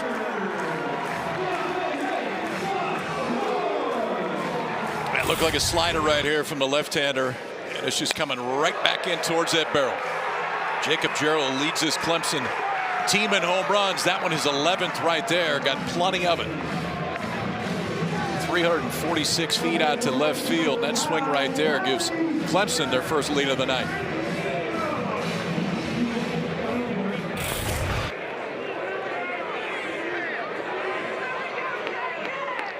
Ty Daly. Boy, they are swinging for the fences. This is a sky-high fly ball to Watson out there in right. And he is there to make the play. And that's out number 2. Kyle, I mean, you can beat the horse, man, but it's a hit by pitch and a walk to start this inning. Well, so Clemson scored 6 runs. 3 of them reached via the walk, 1 hit by pitch. So 4 of the 6 are freebies from the Coastal pitching staff standpoint that allowed those guys to get on base. 3 hit batters in the game for Coastal pitching. Strike 1 to Dillard.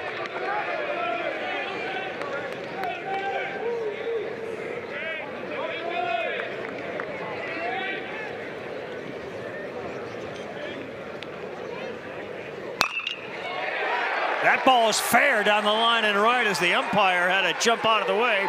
Ryan Clark. Dillard to second, and no chance at all for Thorndike.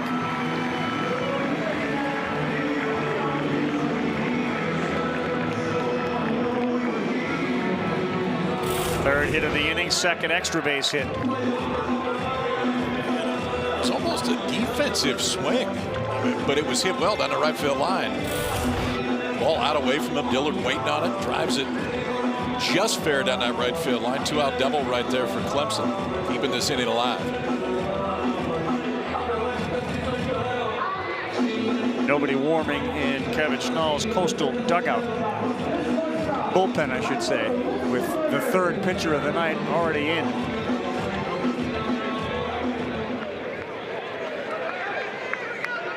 Tyler Lichtenberger, the shortstop.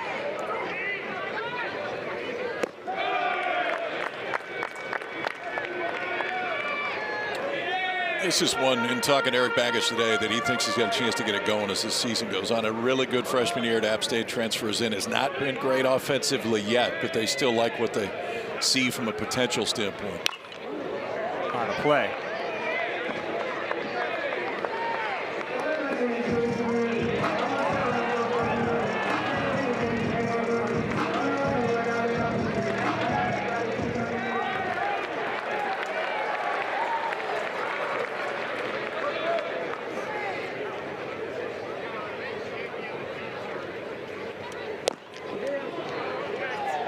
Called for going. That's strike 2.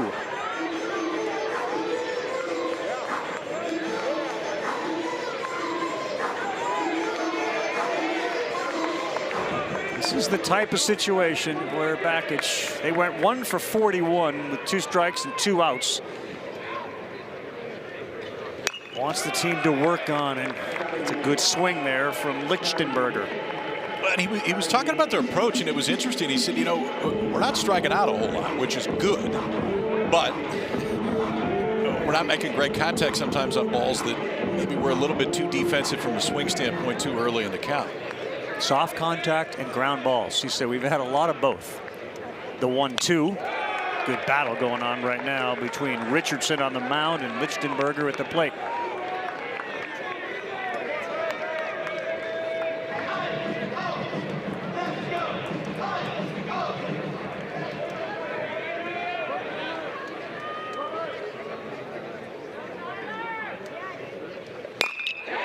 Does lift one into right field. Watson coming home with it, and that is now going to second. He had no chance. There's the big 2-out 2-strike hit from Lichtenberger. It plates Dillard, and it's 7-3 Tigers. This is pretty clutch, left on left right here, because he got a breaking ball that again was not in a bad spot. Watch the backside right here, though. Watch that leg go down and get it. Just allows that barrel to stay in the zone that much longer. The knee's almost on the ground when Lichtenberger makes contact right there. Well, I guess speak it into existence. Now that the 2-out hits are coming. Yes.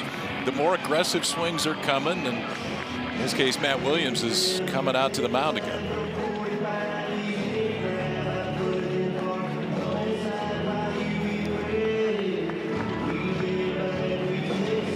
Kellen Carr, another freshman lefty. Looks like he would be next if Williams decides to make the pitching change here along with Schnall, but a huge inning for the Clemson Tigers. It started with a 9-hole hitter, and the next man up is the 8th hole hitter in Jason Fultz. talking about the Coastal injuries, and obviously Fluke, Hayden Johnson, 2/3 of what they thought was going to be a starting rotation, won't be back for another few weeks. They also lost Dominic Carbone, who Yes. we saw a bunch in Omaha last year, back out of the bullpen guy. Tommy John, he's out for the season. They will not get him back. It's just been kind of hold on for dear life until you get the other two back. They did get Ryan Lynch back, which is a good sign for this bullpen. He's only had 2 appearances, but that's a piece they need. Jason Fultz, 9th man up in the inning. That's strike 1.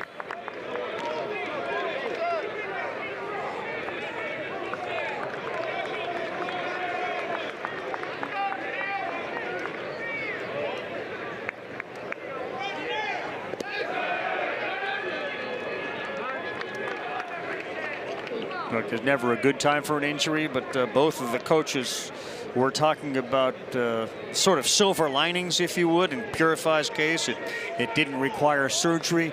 And in Schnall's case, he knows he's getting some of these pieces back. This is the beginning of the year. 1-2. One of the positives for Coastal is they have started great in the Sun Belt. They're 6-0 so far. They swept both of the opening weekends. It's just eating away at him, though, the walks and the hit batters in this game. 1-2. 2-2.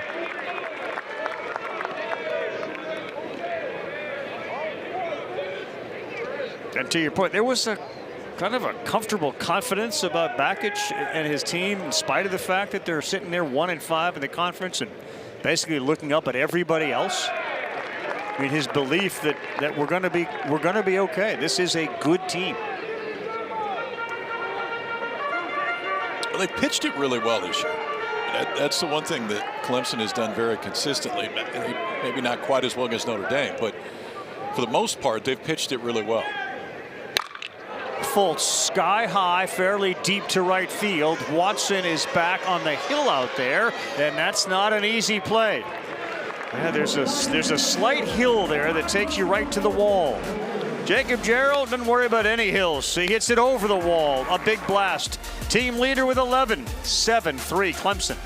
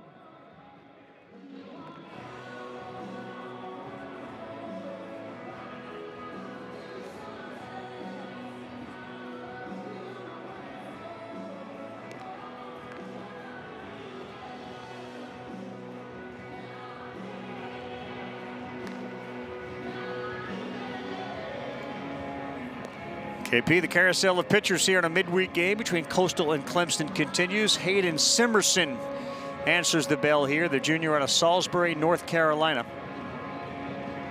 It's pretty good stuff now. 19 strikeouts and 12 1/3 for Simerson, on for the 6th time this year. Fastball, curveball change, but primarily fastball, curveball. Fastball will get low, sometimes mid-90s for the right-hander. Say this too, they got some real good work from Ryan Harrison. Yes, they did. Dylan, I should say, who just settled everything down. Yeah, he had that look, and that's why I asked Eric. It had this kid's going to be pitching on the weekend look at some point, just a freshman, so you got a little bit of time before you absolutely need him there, but the stuff definitely would transfer to that. Doug Kinsmore Stadium, not a big ballpark. But the homers tonight, straightaway center field, and one pulled down the line. It's 310 down the line. The hardest hit balls have been off the bat of Savoy. And it's now 7-3 Clemson. Barthol looks at 0-1. That's a good one there. It breaks it 0-2.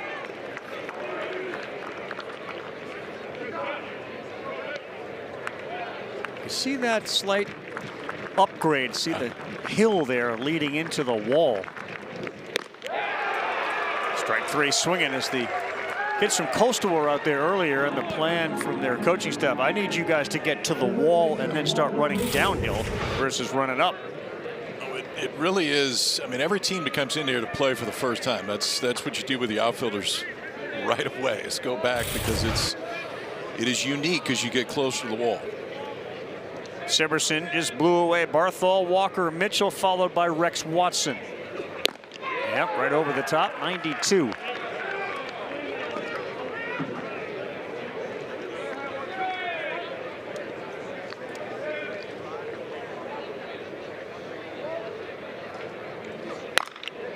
All right, play.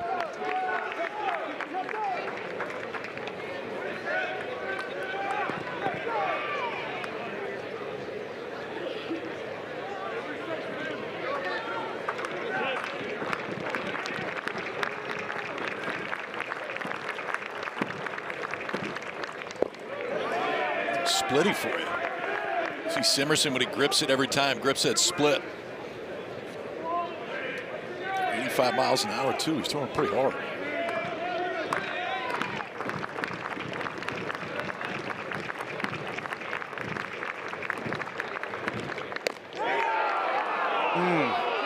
Felt like everybody was reacting like that was a strike. Yeah, was that? I think Walker Mitchell maybe thought that one caught the plate too. He had that spin like he thought he was going to hear something go back to the dugout, that he didn't hear anything at all.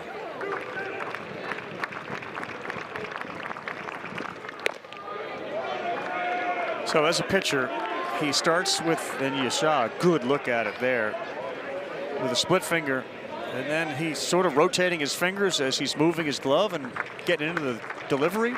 Yeah, a lot of guys that throw the split, in fact most, will grip the split every time, because it's easier to rotate your fingers and get to a fastball or a curveball.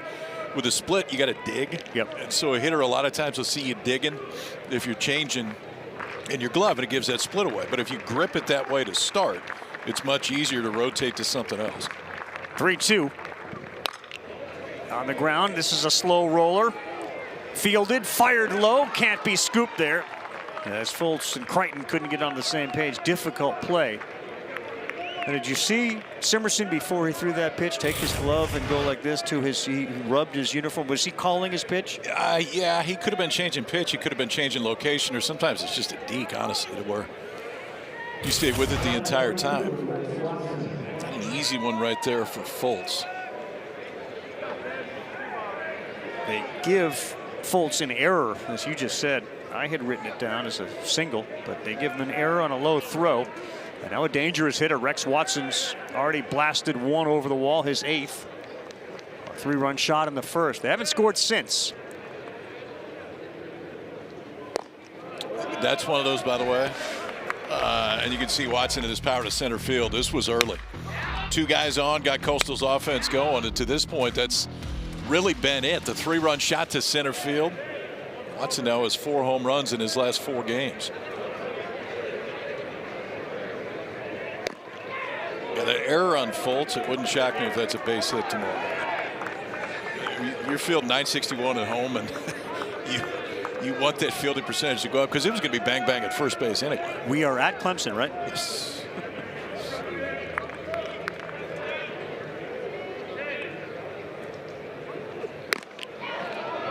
Three 3-0 to Watson. A lot of things you can do with Watson's name. You can get into the whole sort of Watson and solving problems. You can go exclamation point when he goes yard again. You could go 5 for 5 here if he goes yard. Be 5 homers in 5 games. 3-1. I didn't have exclamation oh, yeah. on the card. We have different cards. We do carry different cards. What is that?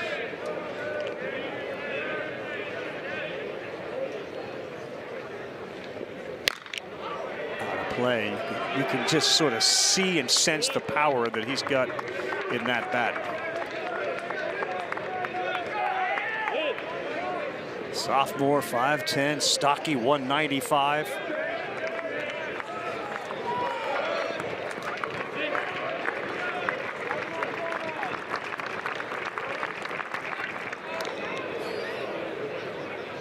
Shot at McClatty out in center field. He's definitely not playing deep. I mean, there's already a home run out to center today.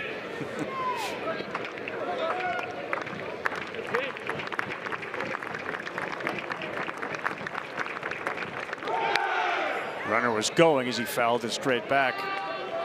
A little Soto in him. He kind of talks to himself after a swing or a foul ball. You on the golf course. Yeah, there's a lot of that. Talking to yourself a whole lot. I think he's using positive reinforcement. Oh, yes. I go with the negative. Yours is generally a bit different than that.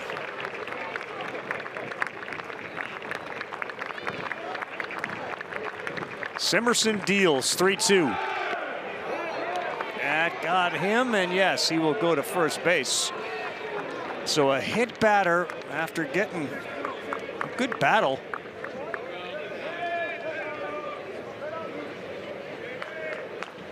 Simerson struck out Barthol, and then an error charge to the third baseman Fultz on what could have been a hit, and then a hit batter to Watson, up by 4 and 2 men on.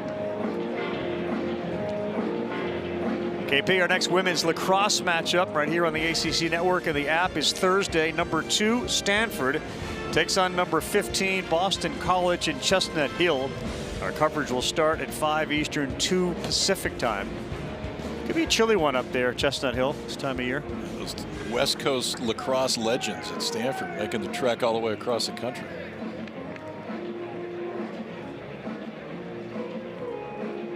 Jimmy Bellinger had a very direct conversation with Simerson right there. I mean, your offense goes and puts a 5 spot on the board. He gets a strikeout to start, then a ground ball that could have been an out for sure. But then he hits Watson right there. That was, he wasn't talking to anybody else when he went out there. It was one-on-one with his right-hander. Now Pato. A little high, 1-0 to Blagan Pato.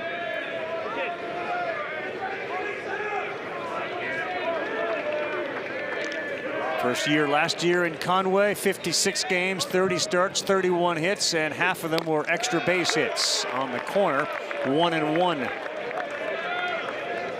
8 home runs last year for Pato. He's got 2 this year. He was fantastic in the outfield. 59 putouts, no errors. In the dirt. It feels like this is a bat that's gonna get going at some point. And history says the power clearly is there. We're a third of the way through the season right now, and he's 100 points lower than he was last year. Yeah. 2 homers on the season, batting just $170.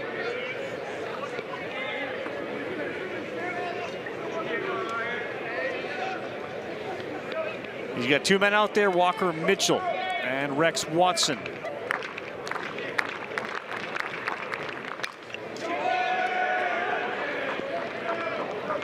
What do you think the brief message was to Simerson, if you were guessing? Just attack. But attack the strike zone to start. He's got good stuff, man. I mean, it would appear he's only going to throw the split if he gets 0-2-1-2, just based on where the first one was. But I like the stuff. 2-2. Nope, overthrew that one a little bit, and it's now a full count, 3-2.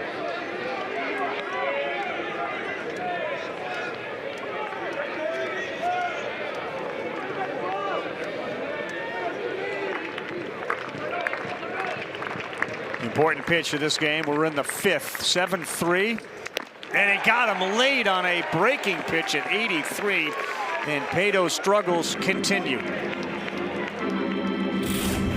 Megan Pato saying, man, not looking for a 3-2 breaking ball right there. He's looking for a 3-2 fastball. And if you execute this one, you can see that swing is late right there and defensive. You execute that one, probably going to get an out. Erik Bakich on his way out, and that'll do it for Simerson.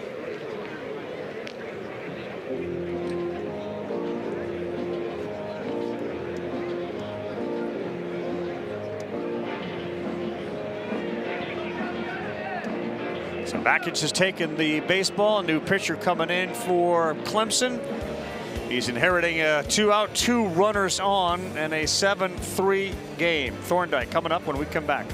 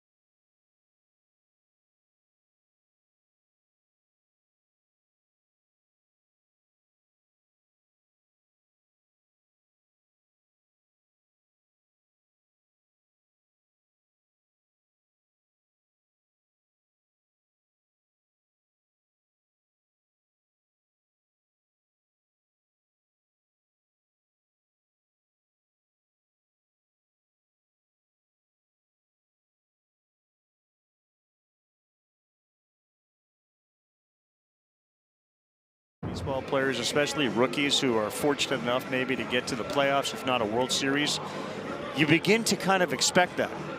It is so difficult. It's really hard to get there. It is so difficult. Yeah, and listen, I mean, Erik Bakich's been here 3 years. They've been to a Super once, a regional the others. They've hosted at least 2 of those years. I don't remember if it's 3 or not, but it was one year. It was them in Tennessee in the Super. That was an unbelievable Super. Justin Lagerna coming out of the bullpen right now for Clemson. This is a real arm now. 21 punch outs in 16 2/3. He's one of their key relievers. And I think this goes back to what Erik Bakich said to us earlier today, that especially out of the bullpen, I mean, they're going to pitch this game like a weekend game. Now, it is a quick turnaround. Lagerna, I don't think will be out there all that long because you got the Canes coming in 2 days, but left-hander can run that fastball on mid-90s on him. Yeah, and it is obviously a non-conference game, but you've lost a bunch. You gotta get things going in the right direction. He said, we're not pressing the panic button. We're kind of tapping on the urgency button. And that's an interesting distinction to make.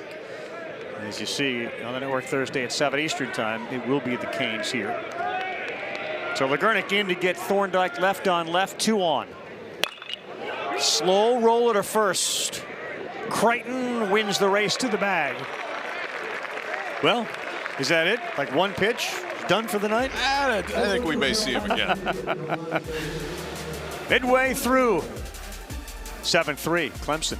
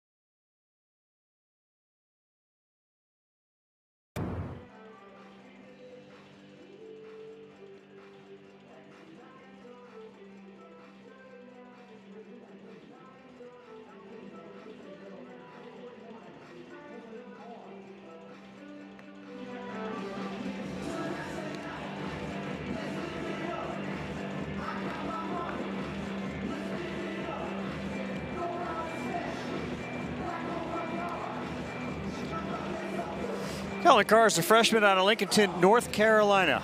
And he now, of course, pitches here at Coastal. Before he left his high school at North Lincoln, he helped his team win a state title. So he's on the mound, and his responsibility is to make sure we keep it at 7. The 4th pitcher used tonight by Coastal Carolina. Pitcher used is the 3rd time that Coastal has used Carr all season. You can see pretty short sample set, but it's kind of in line with what we've seen tonight. In that short sample set, he's walked 5 this year.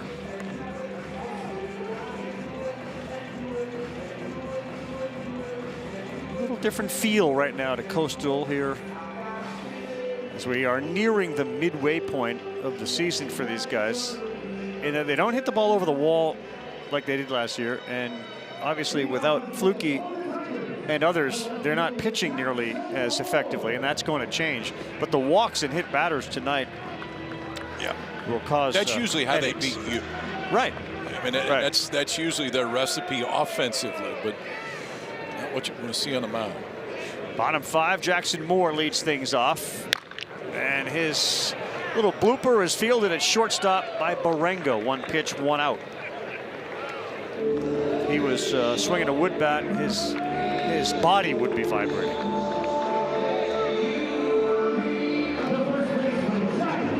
Moore retired. To the top of the order, Crichton. Been a very eventful game for him. An RBI single. He was hit. He was walked. He scored a run on a 3-run home run by Jacob Gerald, which came in the 4th.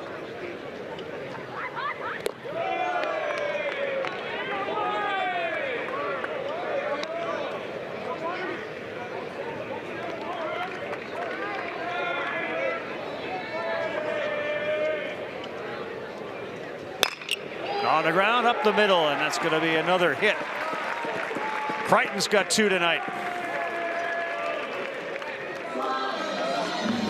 What you want out of your leadoff man? He's been on 4 times. Yeah, on base percentage well above 450 this year for Crichton. He doesn't have a stolen base, so maybe not your prototypical leadoff hitter from a speed standpoint, but he is from the ability to reach first base. Well, this is a guy to keep an eye on, and his ability to have big exit velocity numbers. Nate Savoy flew out nearly to the hill out there in left, which is their warning track. And his last single, I think you said, was 114. 114. He can compress a baseball. So Bakich said there were a whole bunch of big-time schools that wanted Nate Savoy to come play for them.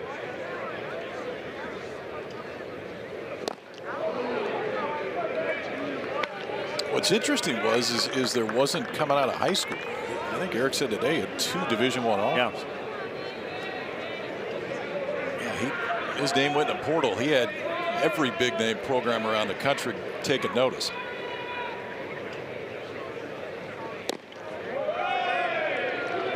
Two balls and a strike.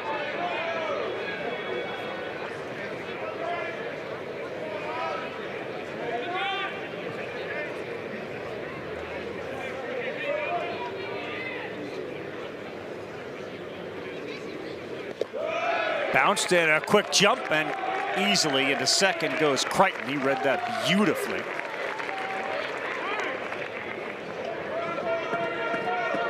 I'd be careful right here.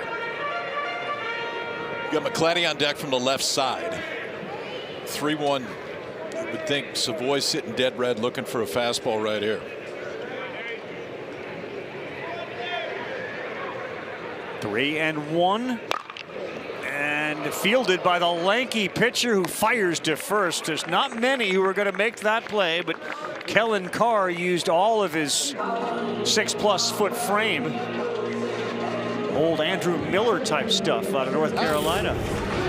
Too far away. This is a good pitch by the freshman too. It's a 3-1 slider that gets Savoy all the way out in front. He didn't speed his mind up either. A lot of times, especially for young kids, you spin, you see that base runner off, you try to speed up a throw to second base, but in that case he stopped the base runner, knew he was going back, and got the out at first. 6-6 out there as McClatty squares. And that's inside 1-0.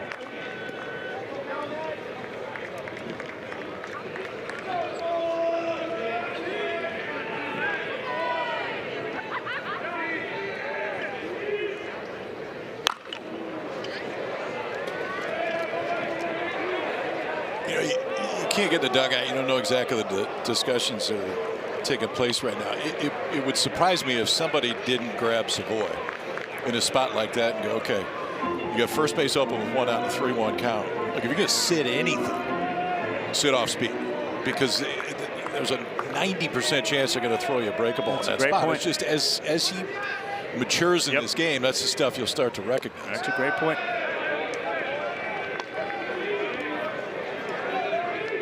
Think that happens in the moment, or is that something they revisit tomorrow? Eric Back, I don't know this, but he seems like a keep notes during the game guy. Yeah. That's probably something you write down and go back after. This one in the air to Mijos at center, and an easy one for him, and the inning is over. Kellen Carr is all 6'6", does a good job there on that ground ball. They don't score at 7-3. We head to the 6th.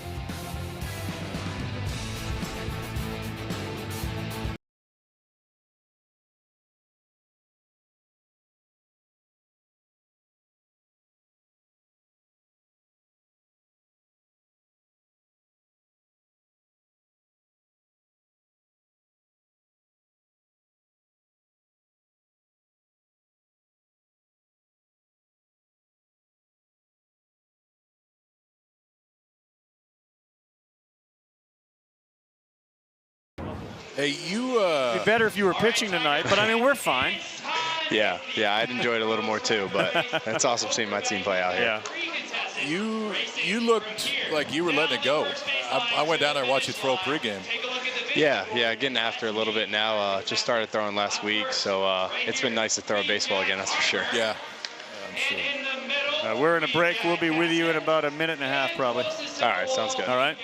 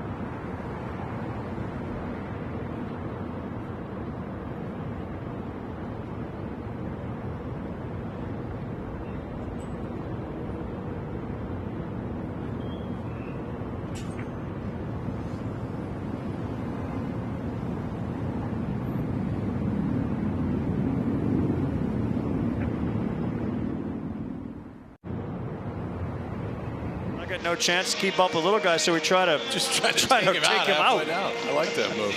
More importantly, Cameron Fluke joining us here. Carl Ravitch and Kyle Peterson up in our booth. It is great to see you. It was great to see you throwing. For people who are unfamiliar with your injury, can you explain exactly what happened to you? Pretty much a stress fracture in my rib cage, T10 to be specific, and it kind of just happened when I was pitching, a little bit preseason into the start of the season. And when you say it just happened, like did you know? Did you feel something like right away? Like that's just not right. I felt a little bit of a kind of like a pull and then some back spasms, but it took a little bit for us to diagnose because it was such like a kind of obscure injury that it doesn't happen a lot. So like no one really knew it was happening, neither did I.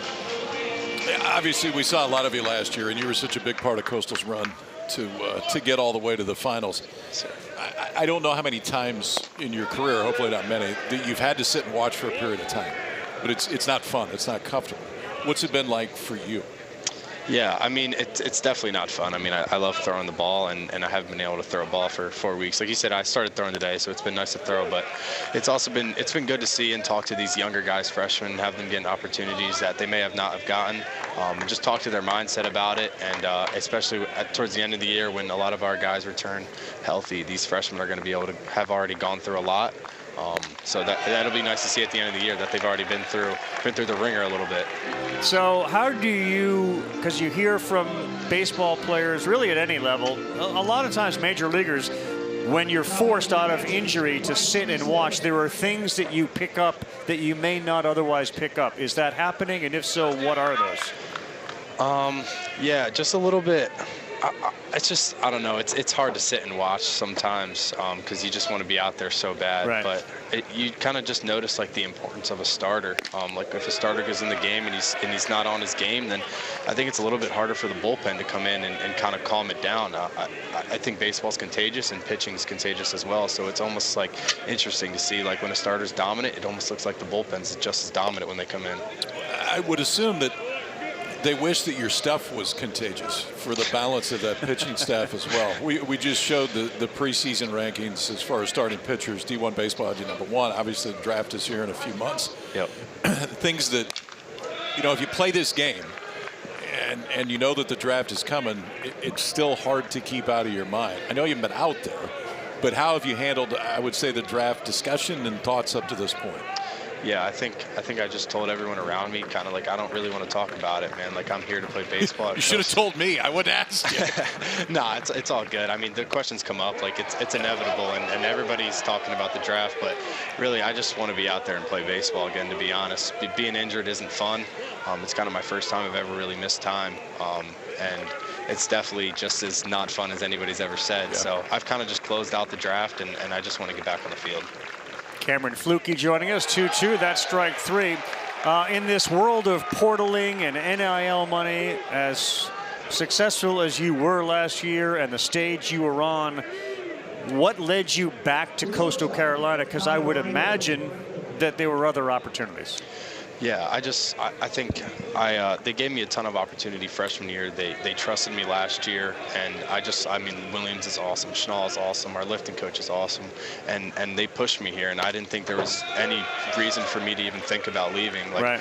We did it last year here, and clearly we showed that we can play at that top level that everyone talks about, and I was pushed here, and I didn't see a reason for me to even leave. All right. Were you a basketball player, Cameron? I actually stopped playing once I got tall. I played when I was 5'8", and I was a point guard. You don't hear that very often. Yeah. That's backwards. Yes. Yeah, I became 6'6", and I stopped playing, but I practiced with the team my senior year, and they were begging me to play. But, is that right? Yeah. Yeah, I figured with your height, that would be a lock. Yeah, no, I really wanted to play, but I was like 6'6", like 170 pounds. So. Right. Is your pool still alive? Your bracket still alive, or is it just blown up? Oh no, it's bad. I had UNC in the finals. You did. Yeah. We just got a report from Pete Thamel that Hubert Davis is not coming back as the coach of North Carolina. So you had him in the finals, and now Hubert Davis, a friend of ours from ESPN, is not going to go back there. But we'll let you go. We can't wait to see you back on the mound, man. Yes. Thank you so much for being with us. Yes, sir. Thank you, guys. Really it was good. a pleasure. Thank you, sir. Thank you. Cameron Fluke. That dude's really good. Really, really good. Well, so's this guy, Justin Legurnick. Horton gone, Estep gone, Barango gone, all of them striking out. Yeah, the left-hander with mid-90 stuff comes in. 1 pitch, 1 out to get out of the 5th. Now punches out the side in the 6th.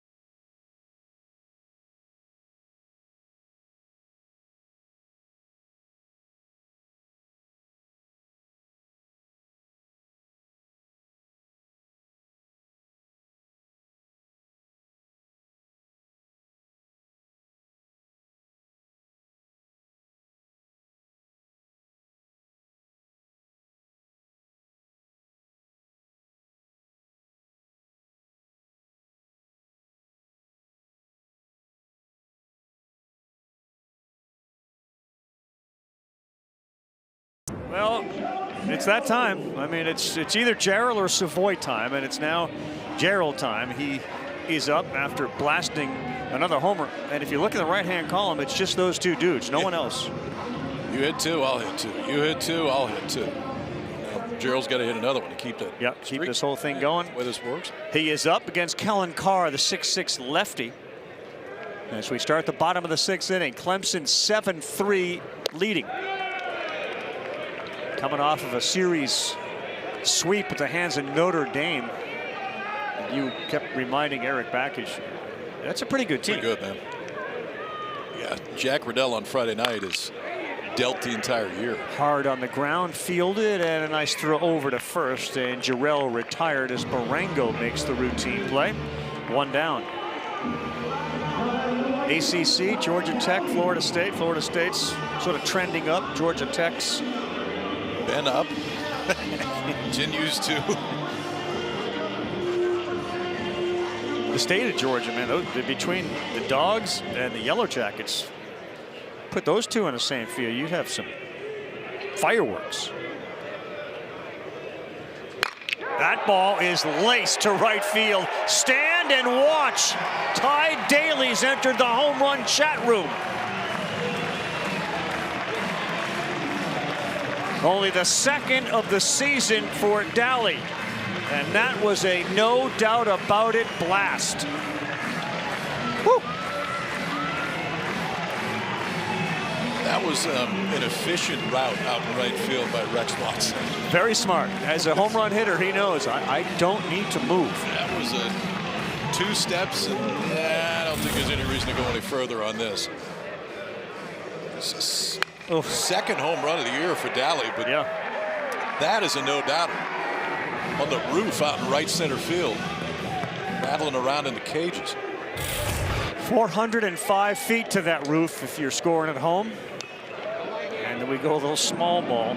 So just after we showed that graphic about Savoy and Gerald, Daly wants on the board. Screwed it all up. He did.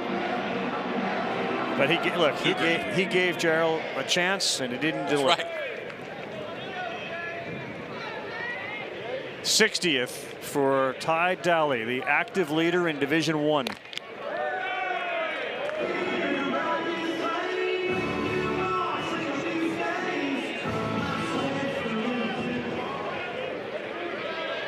One and one to Dillard. 8-3 now the score. That's 1-2. 84 mile an hour changeup outside.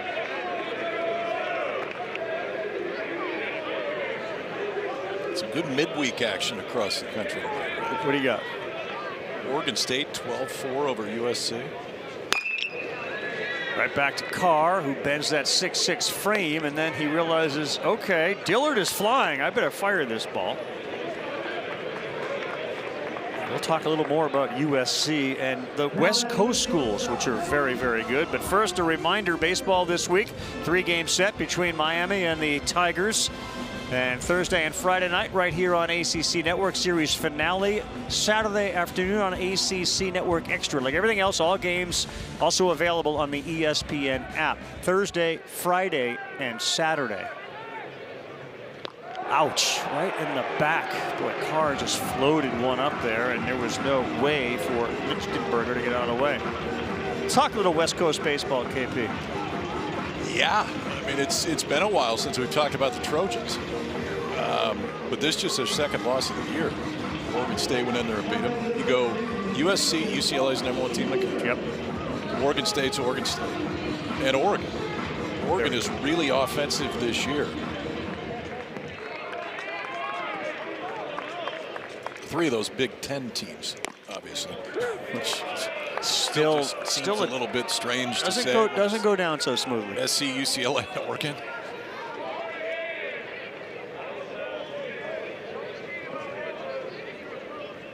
Oh, 1 to Fultz. You got North Carolina, South Carolina tonight. Heels up 4-1 in the 6th. State, Southern Miss. Southern Miss had a great start to the year. State's up 10-0 in that.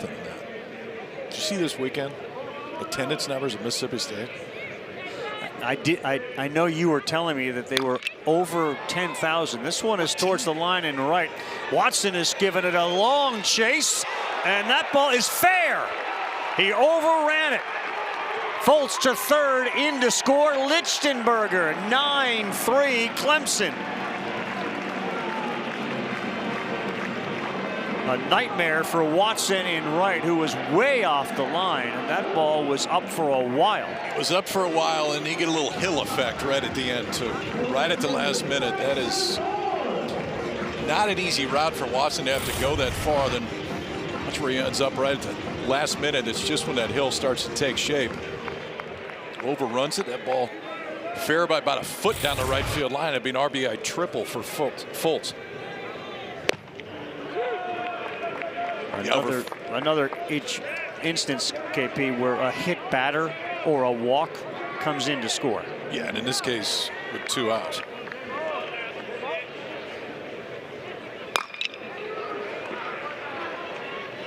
Moore will ground out, and that will end the inning, but not before some excitement on a triple down the line from Fultz. And a big blast from Ty Daly.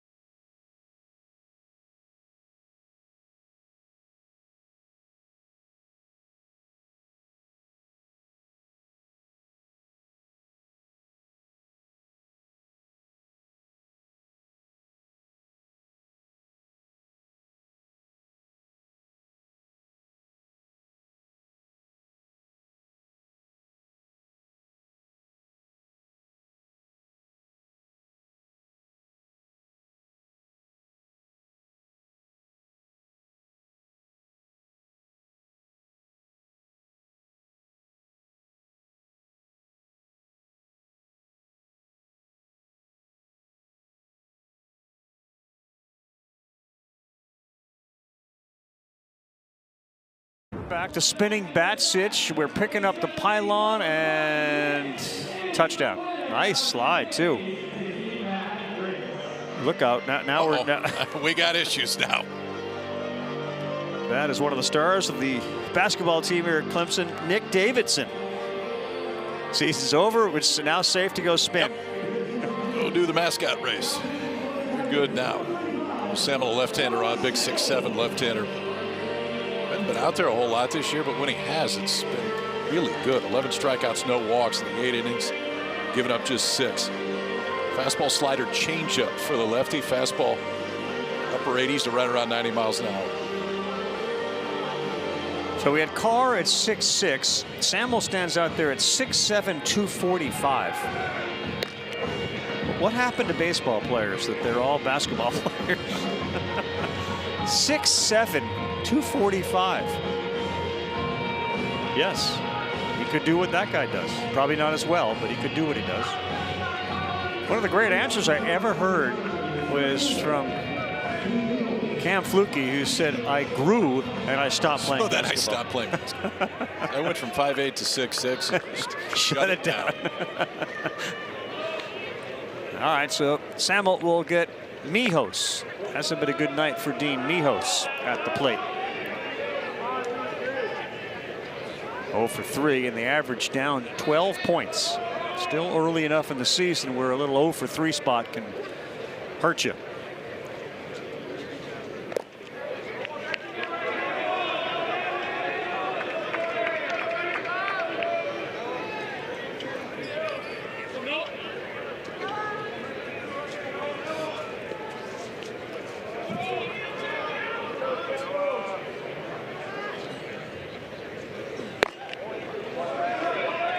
Comes in at 90. curse of the big kid. You just assume that they're going to come out there at 6'7" and 240 and throw it 98 miles an hour. But he's got a wrinkle there. It's 3-1. He's thrown a bunch of strikes when he's been in this year. Changeup's been very good.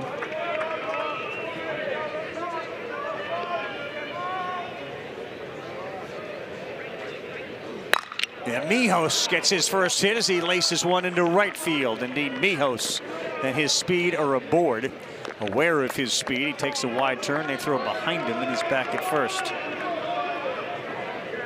So Mijos aboard to lead off the 7th. It's just the 3rd hit of the game for Coastal. Home run in the 1st, double by Walker Mitchell. And the Mijos single here to start the 7th.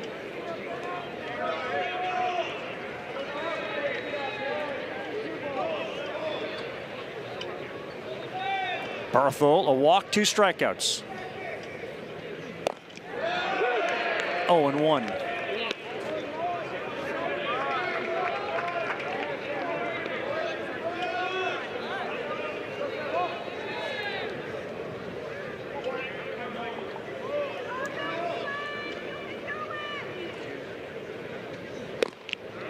Speed a little high to Barthol.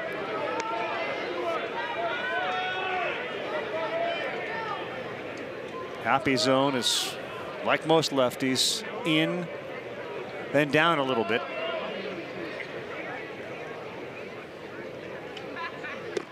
So you stay away. 3 straight sliders.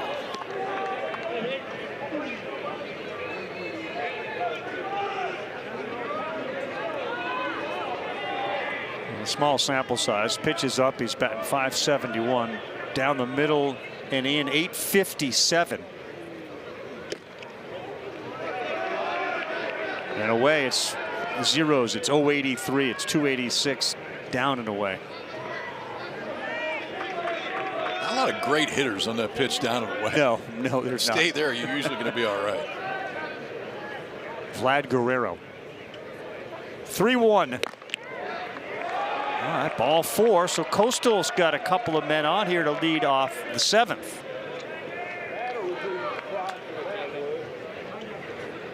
KP, it's the Cardinal. They get a chance to highlight Saturday's 2 games right here on the ACC Network and the app. They'll play the 2nd game of the 3-game set against number 20 Duke after 10th ranked Florida State and Clemson square off at noon. Mentioned Duke getting those 2 homers from Matt Strand Saturday against Virginia Tech. But how about what AJ Gracia and Sam Harris, the transfers from Duke, have done to UVA? They've both delivered big, and that program hasn't suffered a great deal in the absence of Brian O'Connor, and it's not a knock on him. No, they have not at all. Chris Pollard's come in. Yeah. They haven't skipped a beat. Saw that Florida State graphic just a minute ago. Florida State softball coach John Rippon was Stanford softball coach years ago. Came here, Clemson's head coach. Got this Clemson softball program back up and running, and has got them in a good place. Changeup misses away. So Samuel has given up a single to Mijos, a walk to Barthol, and now he gets the middle of the order.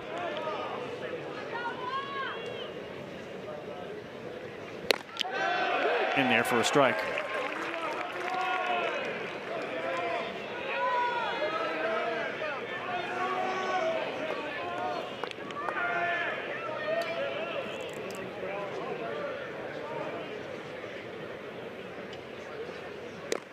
Another one. 1 ball, 2 strikes. Wind blowing a little bit from left to right. Temperature moves into the middle 50s. A little chilly. Somebody had to open the window up earlier tonight. Hasn't shut it since then. 1-2, just missed. Early spring now. We can open windows open. We can, but we want to look at sort of a longer range forecast to see that it might be in the 40s before the game ends, but we'll leave the wind. We're fine. 2-2, both runners go. This ball lifted high, so we're about face quickly. The base runners get back, and it's caught out there in left field, and That thing was up for a while off the bat of Walker Mitchell. Mijos was at third base when that ball was in the air. And he was standing at second base when it was caught. It was caught. That's how long it stayed up. Yeah, right here. Hello. Yeah, notice this window right here is open. See, because that's what you do when you call a baseball game. You open the window and let nature in. Let the sunshine in, huh? I feel like I'm right there with the fans because your window is open. Watson looks at one outside. This game could get a little closer real quickly with this guy at the plate.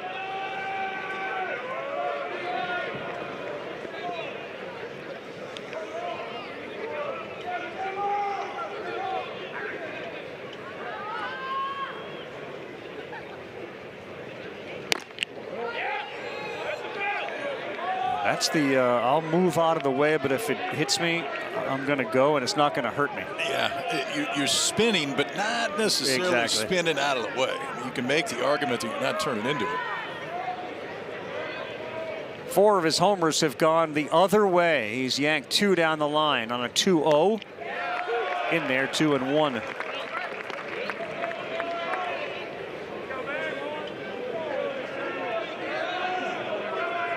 Eight homers this season for Rex Watson, including 1 tonight. 3-run shot in the first. And this one off of his fists, and it's going to drop into center field. Mijos didn't get a great break because he didn't know if it was going to be caught, and the bases will be loaded. That shows a little bit of the strength of Rex Watson. That thing was right in on his hands. Yeah, he's swinging a wood bat. It's in about 16 pieces right now based on where he made contact, but just enough to muscle it out beyond the infield. Mijos had to freeze at second just to make sure, but Coastal's got him loaded now.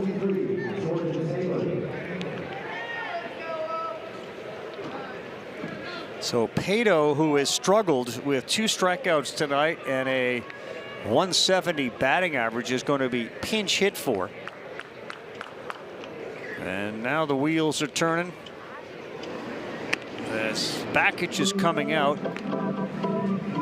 Coastal had sent Jordan Taylor, the senior outfielder from Jacksonville, Florida, and the Stetson transfer to the plate. Eric Bakich has number 96 out there in the pen.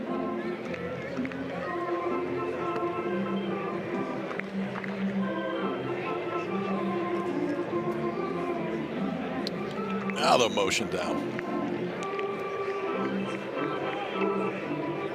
Ball is coming in. Very effective lefty, and it is a jam time. We got something cooking with the bases loaded.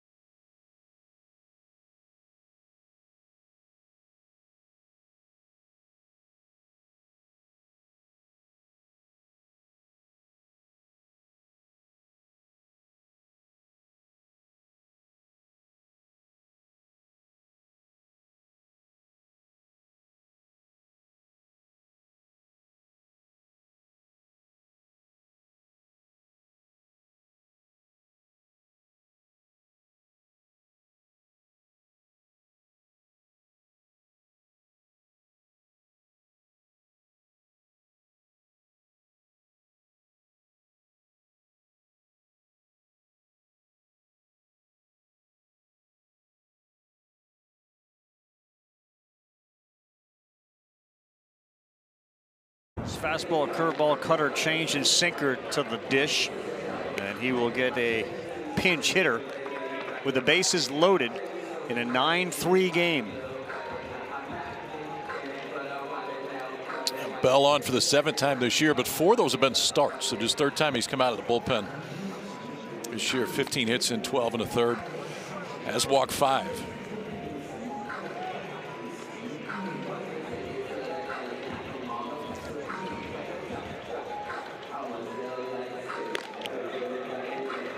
Primarily power stuff too. Fastball, cutter, curveball for the most part. A couple changeups when he faces right-handers.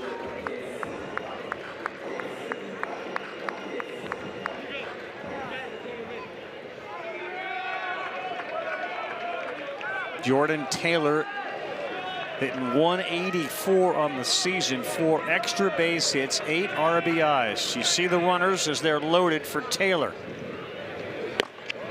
Ball 1. Great speed at third base on any ball that gets away from Savoy behind the plate. Mijos. The 1-0 to Taylor. 1-1.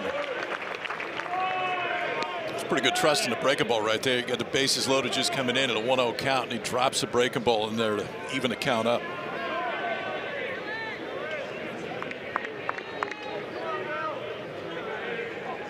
Calvin Bell, the 6th pitcher for Clemson tonight, and he lands another one. It's 1-2.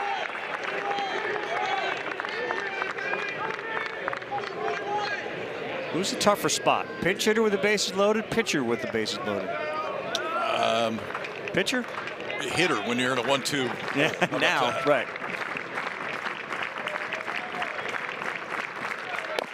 Way inside, he threw a fastball at 91.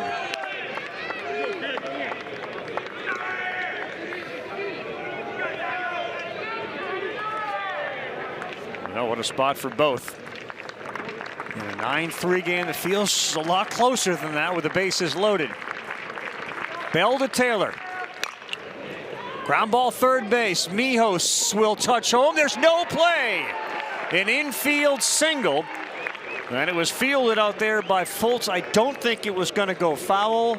It's 9-4 with the bases loaded and 1 out. It's not a common read over at third base, but I think the only chance that Fultz has to get it out is to wait and field this ball right at third base. And then potentially you get, well, you would have the force out. It's the only chance you got. Yeah. I mean, it's swing and bunt right there. So you got no chance to throw him out at first base. Instead, I mean, you're taught to be aggressive on the ball. It makes sense. But in the end, the best chance you actually had to make an out was to wait back and see if that ball stayed fair. Cole Chamberlain is now in as a pinch hitter for Coastal. Yeah, I think it's a great pickup. If he was patient and just waited, it would have got to third before Barthol did. But Chamberlain with a loaded bases takes one away, 1-1.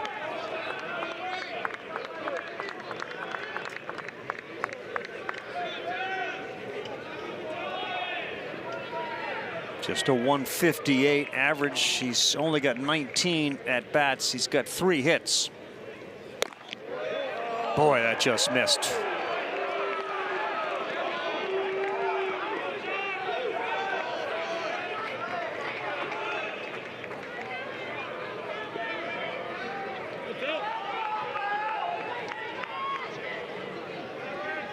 Barthol, Watson, Taylor, the runners. Yeah, nobody there. Interesting, too, in this inning, Kevin Schnall pinch hits for Pato and Thorndike, 2 guys that are mainstays in this lineup. And even in this case, I mean, Thorndike would have hit from the left side, but pinch hit and still go left on left. Foul ball. Well, Pato, a strikeout, a walk, a strikeout. And in Thorndike's case, unassisted play at first, fly out to center, and another 3 unassisted. So he presses Taylor and Chamberlain's numbers on a 2-2 with 1 out. Called strike 3. He froze him. A great pitch from Talon Bell. Front hip, left on left breaking ball right there. Watch Chamberlain. He knew it right away. Thinks it's fastball and just watches that breaking ball catch plenty of the plate to get a big strikeout with the bases loaded there and 1 out. 80-mile-an-hour pitch, spin rate of about 2,500, and they're hanging K's here. It's Braden Horton. Twice hit by a pitch tonight. Ball 1.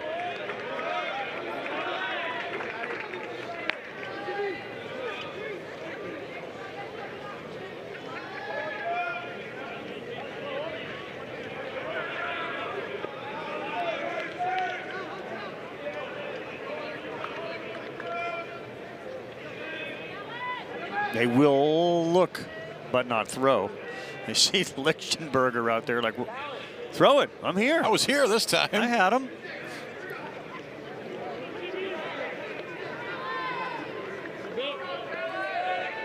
Barthol at third base, Watson at second base, Taylor at first base in a 9-4 game. 2 outs. Called strike, 1-1.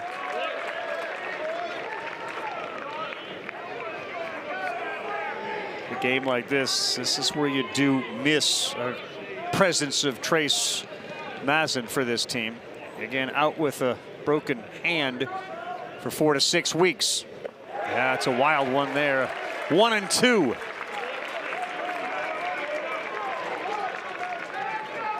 Probably going to see that one again. I would think. It's the breaking ball that had Chamberlain looking for the second out. So it's something that Talon Bell's pretty comfortable throwing right now. 1-2. He thought about it, but didn't offer.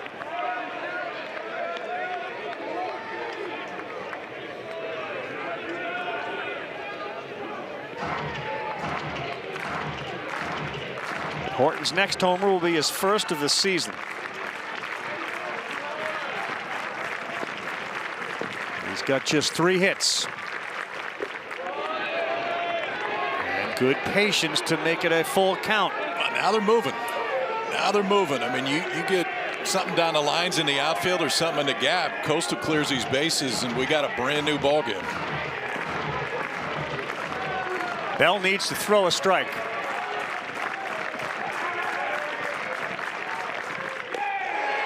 He does not. He missed. It's a walk, and it's 9-5, and now the tying run comes to the plate. That was a really good take because it's off the plate, but it's not off by much, and it was over the plate most of the time when it was traveling.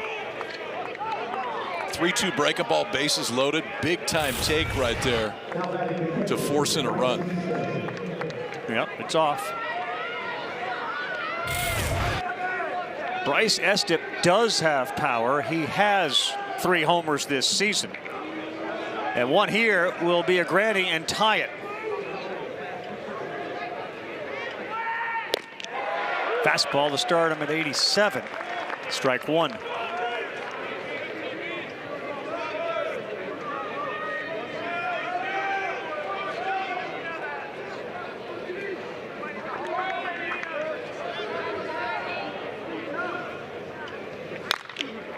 Underneath it, popped up on the infield. Crichton, foul territory, backing up. He lost it.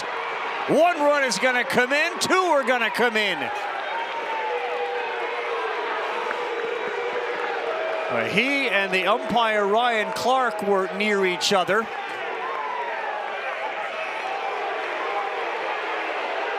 The crowd is booing here at what they feel may have been Ryan Clark not getting out of the way quick enough. He was trying. He just got caught in no man's land. You can see him back it up, and he's not looking at the ball. He's looking at the play, so he doesn't know exactly where it is in that spot. And Crichton, who goes a few steps into foul territory, now has to come back into fair territory. That may be 1-2 that you want your second baseman to take control of, because you can see the movement of your first baseman in that spot, knowing he's a little bit lost. Dillard couldn't get over there. Eric Bakich on his way back out. We got a little different ball game here.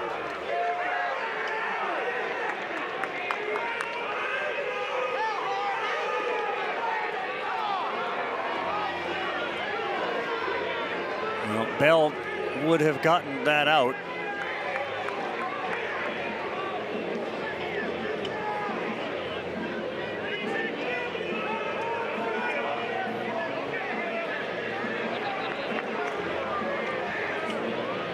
I didn't see KP. Horton, I mean, that ball was up there for a while. He wasn't going to score from first, was he? No. With 2 outs? No, I don't think on that one. But, I mean, you kind of steal 2 runs on an infield fly ball right there. Yeah. And make the next couple of innings a lot different. Bakich is signaling to his outfielder. So Coastal has plated 4 in the inning.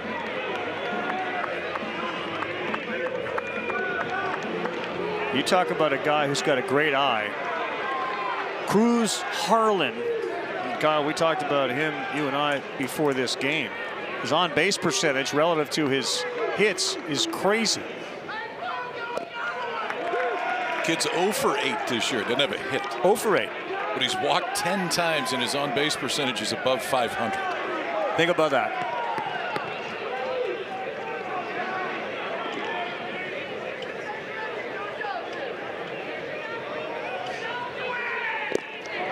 Not swinging there, Cruz Harlan. What a time to maybe get your first hit. He doesn't have one, and yet his on base is over 500. The runner goes, they will throw down. And the out is made, but the run may have touched home first. It did. They got the run to make it 9-8. Jordan Taylor sprinted in. They opted to throw down. And they do get the tag, but watch this base running here. There's Horton. Makes it 9-8. It's a 1-run game.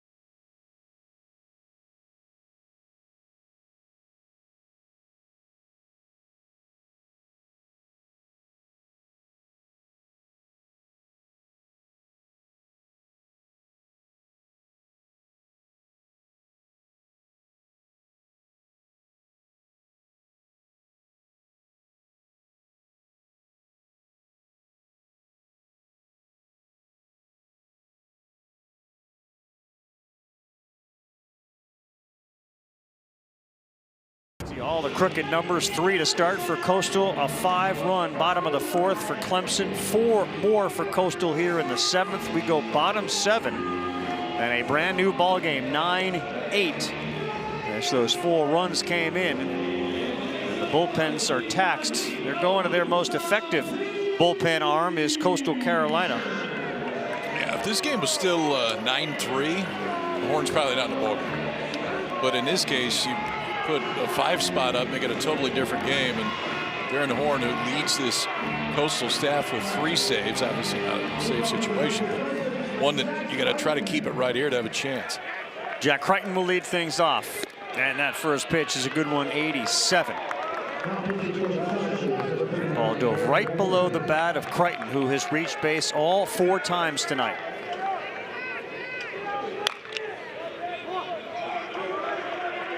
It's going to be upper 80s for Horn, but it's not going to be above your knees when he throws a fastball. It is that low, almost sidearm slot that has a bunch of arm side run and sink at home plate. Yeah, just like that. Great call. That's a ball that hit the dirt, so no strikeout, another life.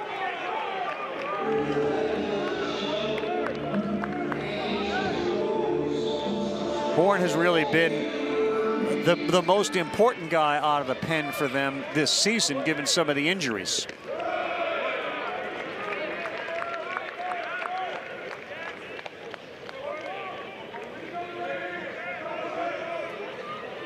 Chamberlain is now at first base. Taylor is in left field, and that ball is right over the head of Cruz, who's in there at shortstop. Hard hit. It is cut off, but dropped, and into second base goes Crichton. What a night for Jack Crichton. His third hit, he's been on base all 5 times. This is a really good move and a tough sinker, too. And everything had been down, down, down. This one elevated enough that Crichton could go down and get it, and then get it airborne, take it right over the shortstop's head. That's a pretty decent night for a leadoff man. Reach base all 5 times, and he does it again here to start the 7th.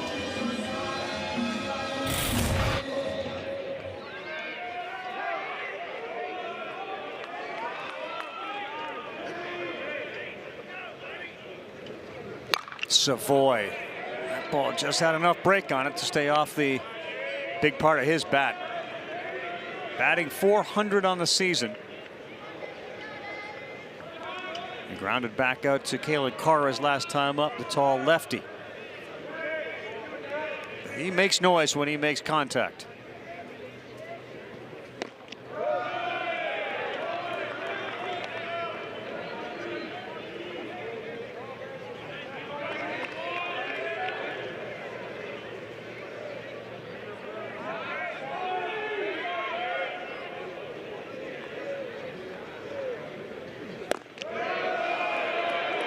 That is a good take. It is, and for Clemson, that's what you're trying to do is force that sinker up in the zone. Take those that are pitches that Horn wants to throw, but he wants you to swing at that. That sinker that ends up down and out of the zone.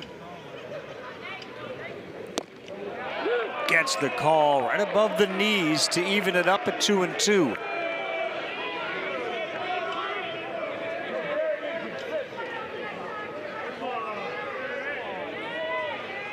(9-8). They scored 5 in the inning to pull within 1.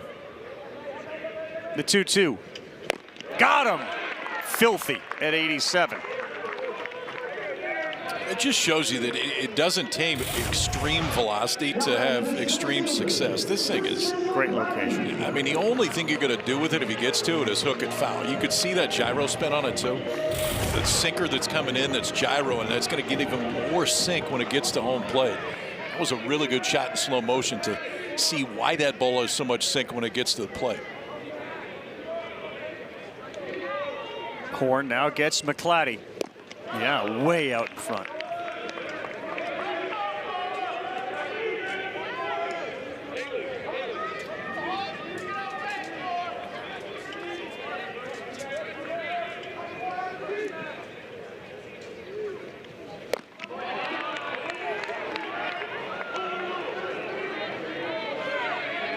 Here comes the same thing, about 6 to 8 inches off the plate. And that's, if you're McClatty, you got to climb all over it. Dare him to come inside. Horn ready on an 0-2.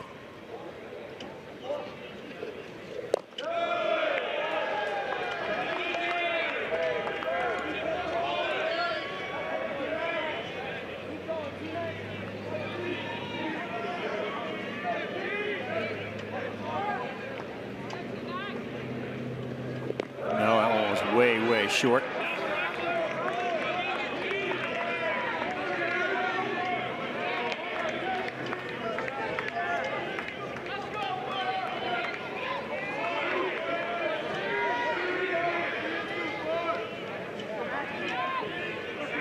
Pretty aggressive lead out there for Crichton. Has been dancing around off second. There he goes again.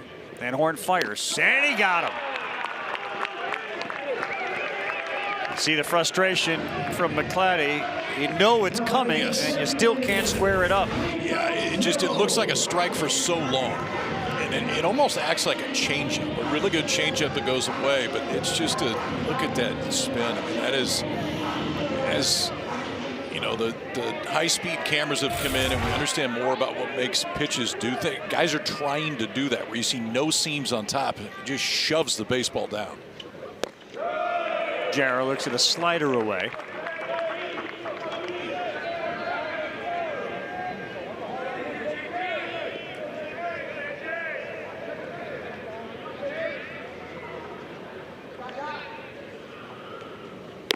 That's a good one.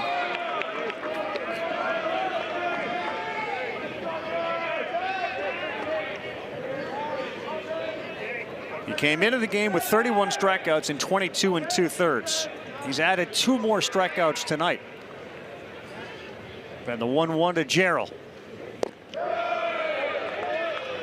Those 10 appearances for Horn, he's gone 22 2/3. Yeah. So this is not, this isn't a one inning stint right here. You bring him in the 7th. The intent is maybe he can take you home. 2-1 to Jarrell, who looks at one outside.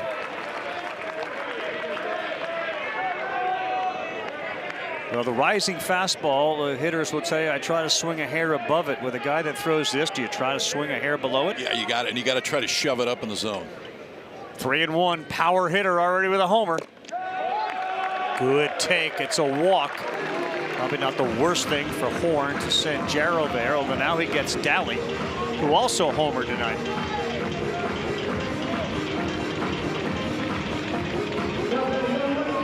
Entertaining baseball game, midweek game, Coastal and Clemson, and the window has been shut. A concession to the chill. It's getting windy. The numbers on the homer. Daly.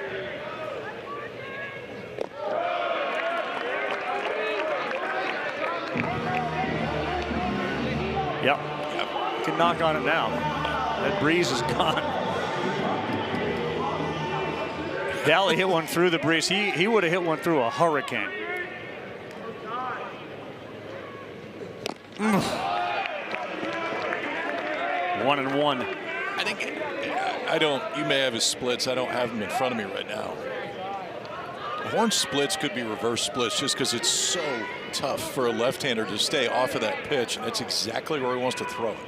6'3", 210. Daly takes one in the dirt.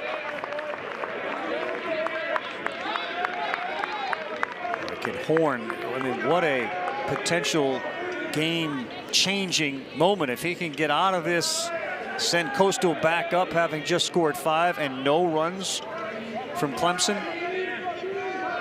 Or can Daly deliver again? Nope.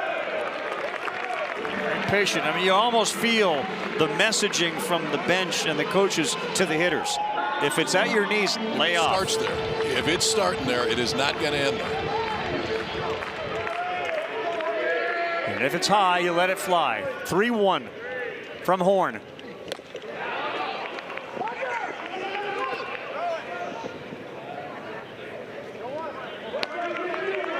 That's a good job behind the plate. I asked it. He may have had an umpire assist right there. Joe Byrne, the home plate umpire, may have caught his heel shin guard and just kept it close enough those base runners couldn't go anywhere. 3-2. Called strike 3. Horn delivers the big punch out of Daly. They would leave 2 on, and it stays a 1-run game. Just nasty, filthy stuff from Darren Horn.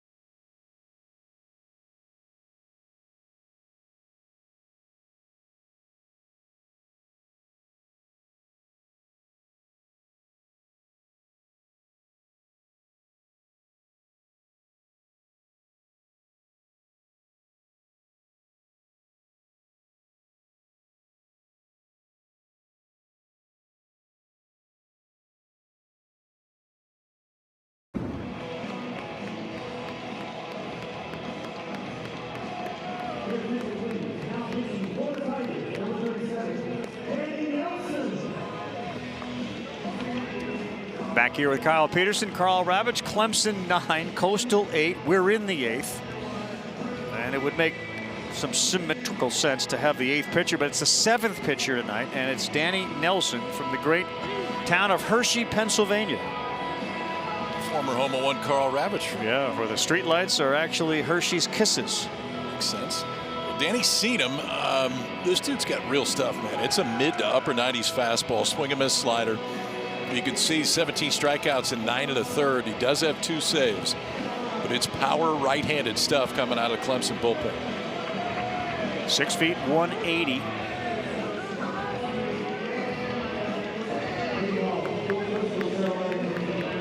Getting up there in the mid-90s when he's right. The Coastal has fought their way back. A 5-run 7th to pull within 1, trying to keep their good mojo going. While Clemson's trying to end this skid of theirs. They've lost 3 in a row to Notre Dame. They started the season 16-1 and 3-6 since then. Lands that breaking pitch. 1 ball, 1 strike. Cruz Harlan, who was at the plate when they sent Estep, who got caught stealing, but it allowed the 8th run to come in because the run Horton touched home before Estep was tagged out. 2-1 to Cruz Harlan.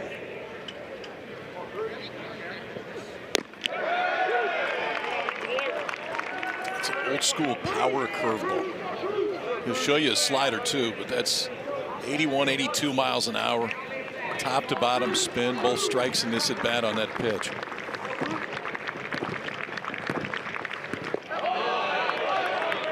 You're not going to swing at it unless it's in the zone. He is the college version of Luis Arraez. He is not going to swing at it.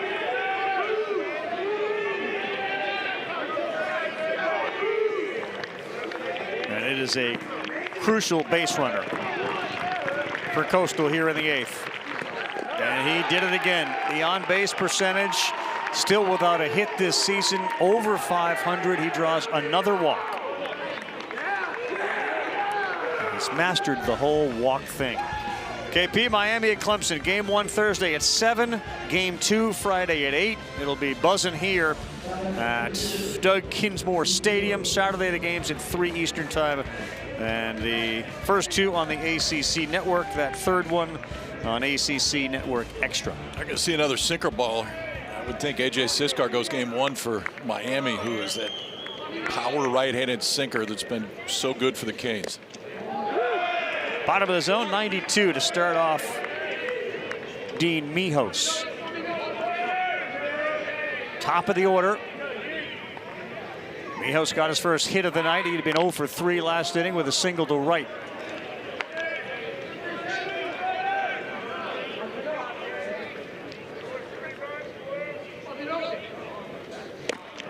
Good pitch away that he swung at and missed.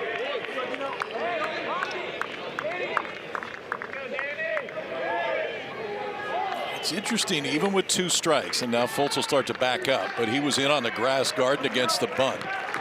Now with 2 strikes, he'll back up. In the dirt, fired down to first base, and Cruz Harlan is back safely. For all of his walks that we've talked about and getting on base, he doesn't have a stolen base.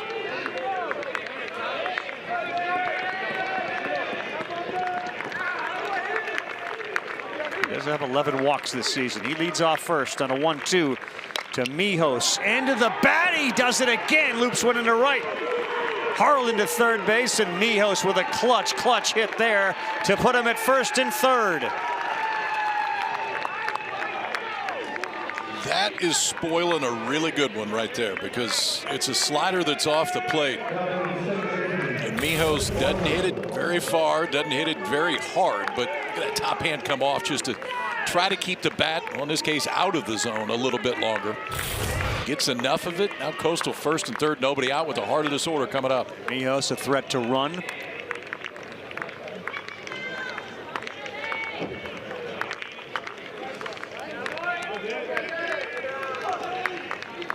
It's Blake Barthel, who has walked twice and struck out twice.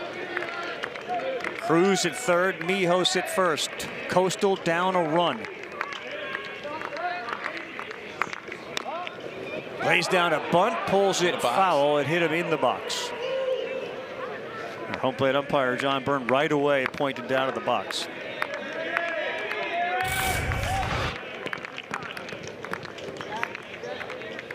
Just another example of Coastal is not afraid to play small ball whenever. You got first and third down, a run with nobody out. Barthel, your 2-hole hitter right there. He was trying to take that with him. Yeah, he was. He gets it down. You figure you tie the game up, and you get Mijos with his speed at second. No swing. 1 ball, 1 strike.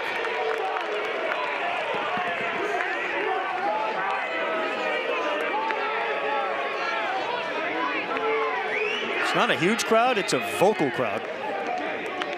They're trying to stay warm. 1-1 to Blake Barthel. Late on that 91-mile-an-hour fastball. 1-2.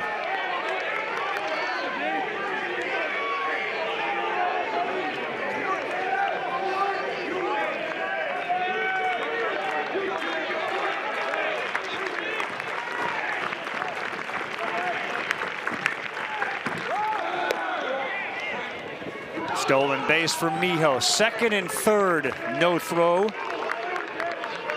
And now a single will put Coastal back on top.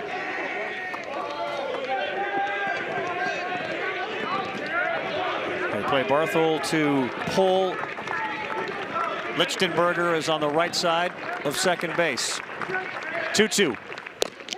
Called strike 3. Paint on the corner. Danny Nelson. Yeah, he came back with a fastball too and just put it in the spot. I think a pitch in this case that Barthel wasn't necessarily looking for. I think he was looking off speed instead. Fastball at the bottom of the zone, frozen. Spot Nelson really needed a strikeout. Got one right there of a really good hitter in the middle of this Coastal lineup. Walker Mitchell, he doubled in the second. Cruz Harlan's at third, swing and a miss. 85-mile-an-hour slider on the outside corner.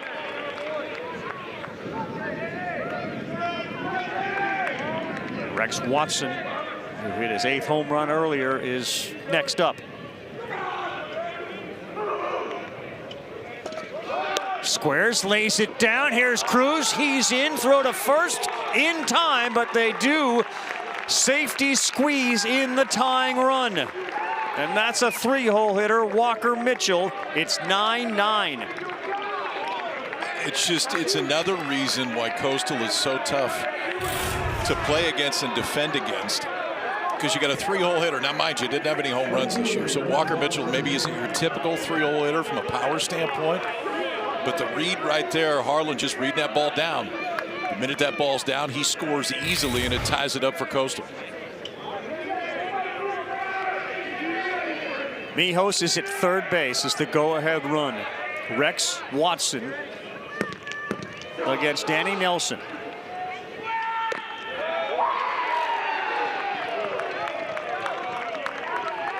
Couple of miles of extra velocity there.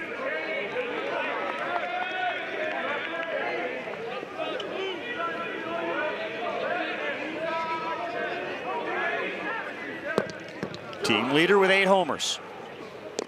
Good off-speed pitch. He fooled him. It's 1-1. So hitter geared up for a fastball, and all of a sudden that slow breaking pitch comes in, and he is frozen. And it seems to be one that Nelson is most comfortable throwing right now, is that hard curveball. Oh, good pitch. 1-2. I think you're spot on at 82 miles an hour.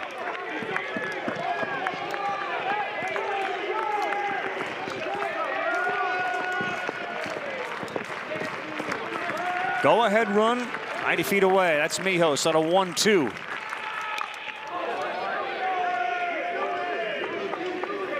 This defensive swing right there, waiting as long as he possibly can. Thinking that may clip the top of the zone, and Watson pulled the trigger just in time to keep this at bat alive. Had 3 of them in a row, 3 breaking pitches. Yeah, it has been. You may see 4.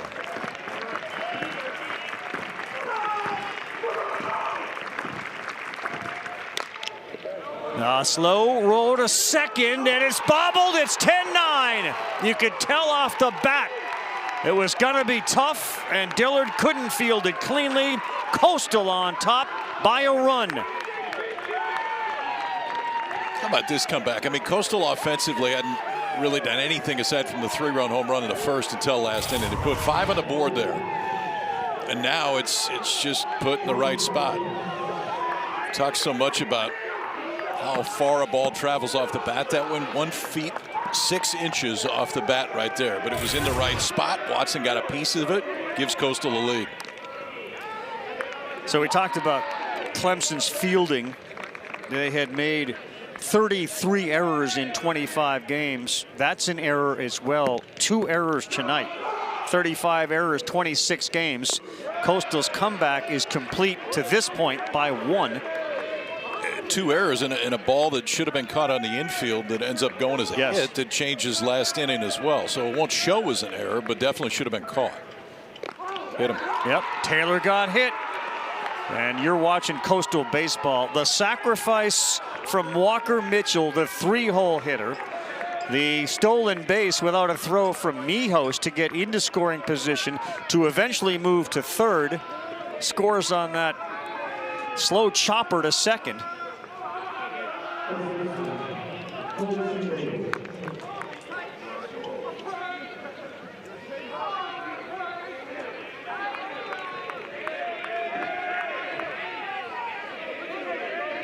Kevin Schnall's done a nice job with his substitutions tonight. It's paid off. Here's Cole Chamberlain. He didn't offer. 1-0.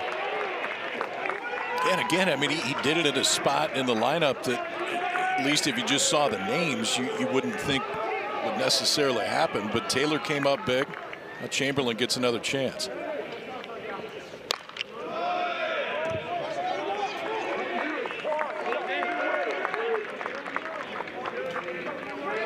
Your buddy Kenny Chesney sing a song about going coastal or something? I mean, that you can get coastaled when you play them.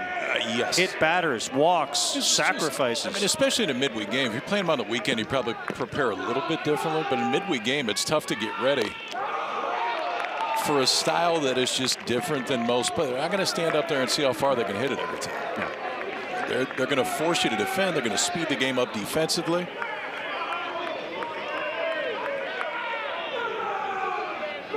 2-1 to Cole Chamberlain.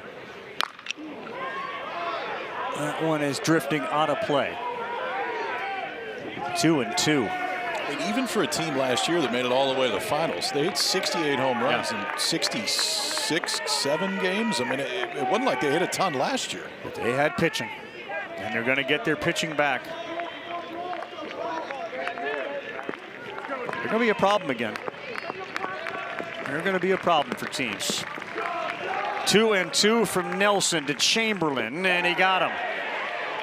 Little sword there, and he is tagged for the 3rd out. But the rally, 5 runs in the 7th, 2 more in the 8th. Coastal's got Horn on the mound, and they lead it 10-9.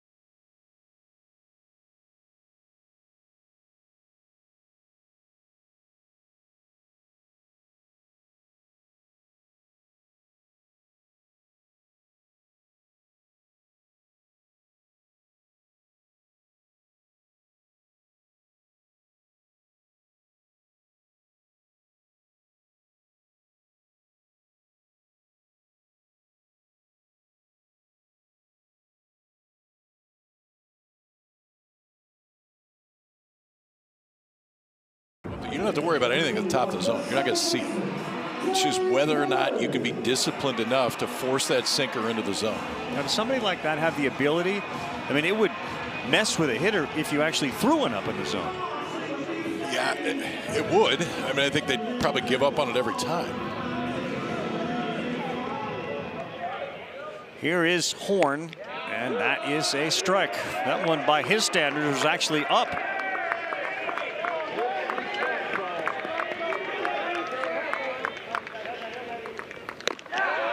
Yep, on the corner. 0-2 to Jay Dillard.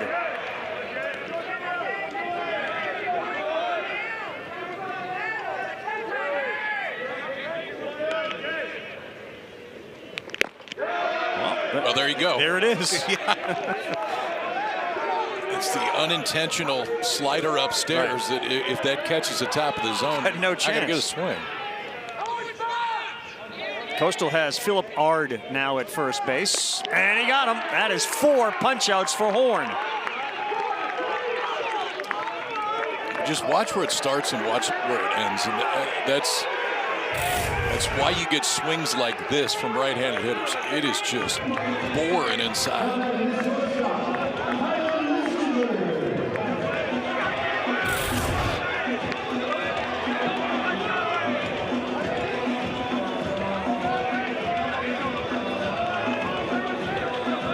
I'll tell you one thing about Horn. He's animated on the mound. Yeah, and you know what I love too is he's throwing 87, 88 miles an hour. Like he's challenging guys at 87, 88 with a fastball and throwing it with absolute conviction every time. Here's Lichtenberger. Fascinating. I mean, that's an 88-mile-an-hour fastball that is up a little bit. Movement still matters. You get some uncomfortable takes and some uncomfortable swings.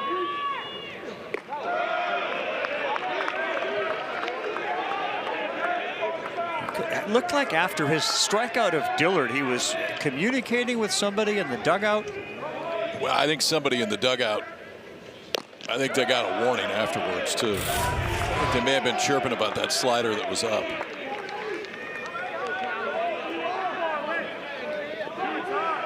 John Byrne got the, that's enough, that's enough, Yep. and then got the notepad out. 2 balls, 2 strikes.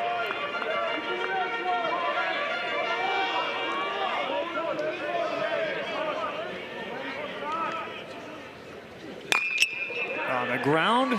Nice job to stay down on it. It was Harlan. They're at 2 down. That thing got on the turf and stayed on the turf. And then the dirt never came up. And Adam played up the middle, too. So for Harlan, who has not had a lot of time defensively out there this year.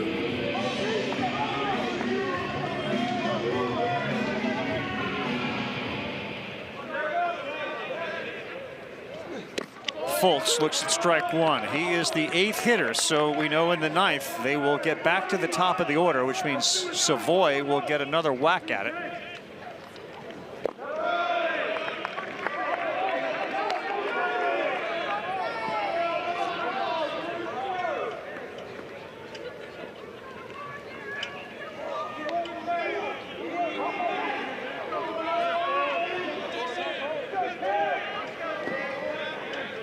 And 1 to Jason Fultz. Too far inside. 2-1.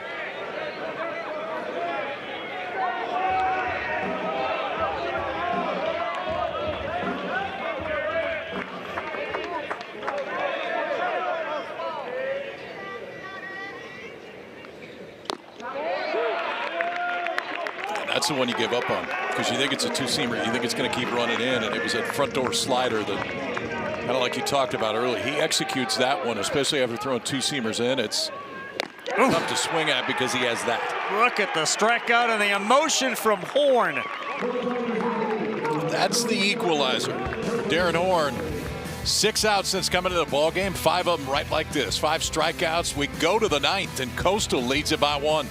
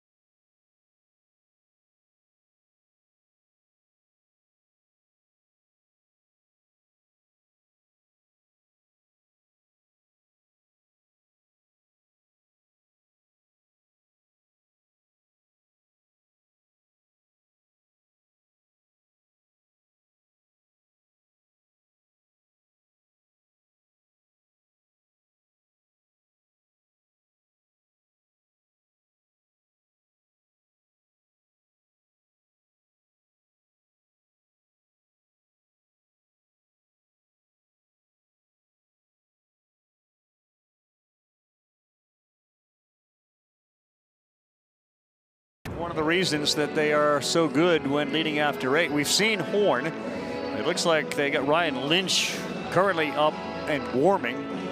13-0 and leading after 8 innings. And this is a non-conference game. They haven't lost a game in the Sun Belt in forever.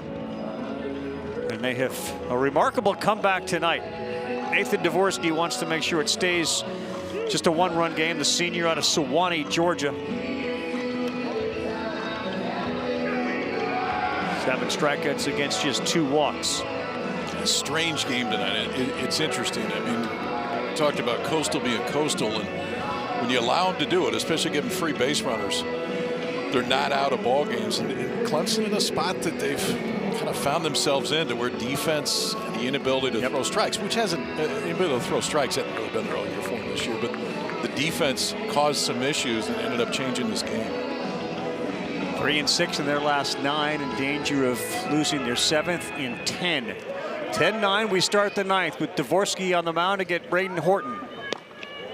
A little up, and it's ball 1.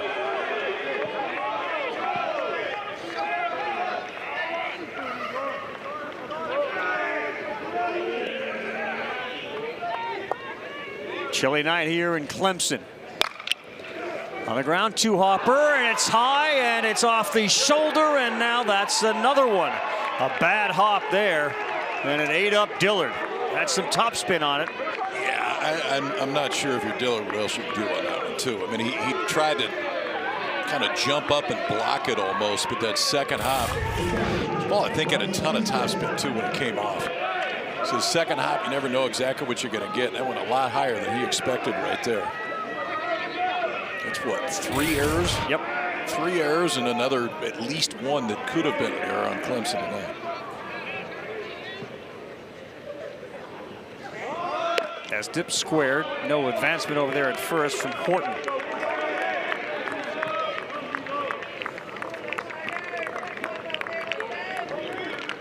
The absence of Mazan on one side and Purify on the other. Even though they've got 10 runs tonight, there have been big spots for Coastal. And Purify, of course, is the everyday second baseman and leadoff man for Clemson.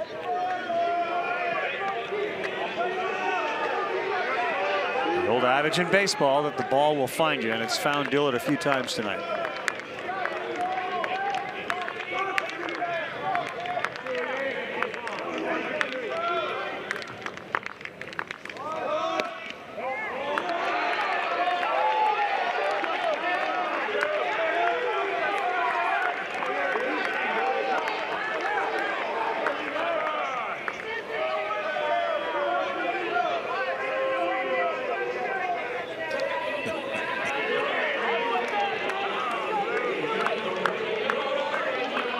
There's a lot of strategy right here. Just an offensive timeout. Let him think about it. Let the crowd wear the home plate umpire out a little bit more. We're up a run. It's a 3-0 count. I got a guy standing on first base. And I'm going to make Dvorsky stand out there and think about the count in the situation just a little bit longer.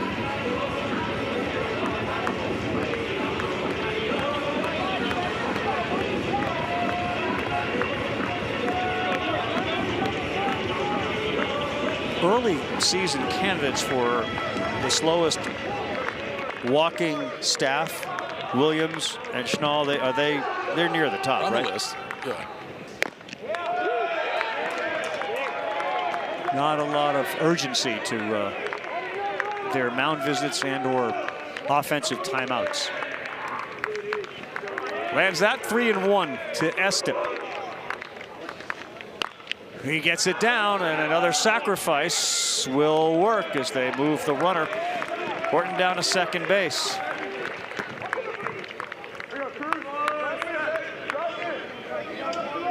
I got 4 sack bunts tonight.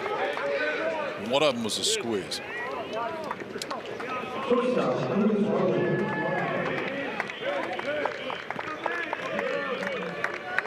That is a massive run out there at second base. Top of the order is coming up for Clemson in the bottom of the 9th. Cruz Harlan. This is your walk machine. And Again, if you just happen to be flipping on, he does not have a hit. That's why he got a 0 batting average. But he's got an on-base percentage over 500 because of the walks, which he now has 11 of. He has 8 official at-bats and 11 walks.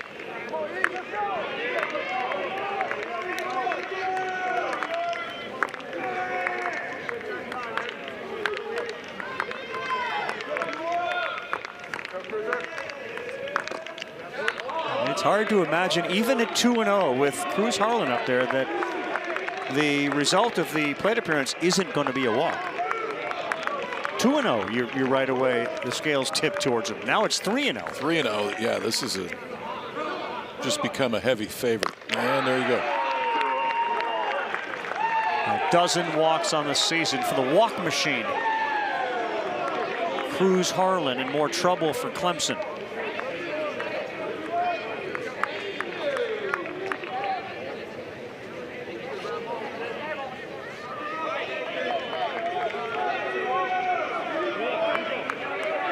Now you got to deal with a guy that has got a couple of hits in his last 2 plate appearances, Steen Mijos. And before we do that,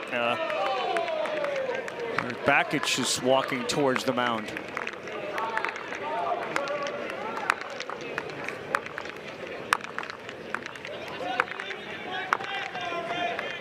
Eric Bakich likes his guys, but he didn't want to have as many conversations on the mound as he's had to tonight.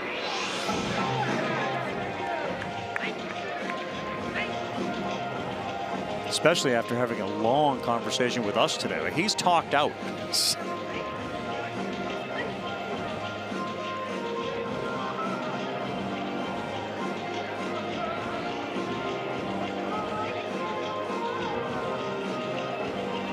Well, they are going to go to Joe Allen as we roll along here in Clemson in a 10-9 game, and Coastal threatening again.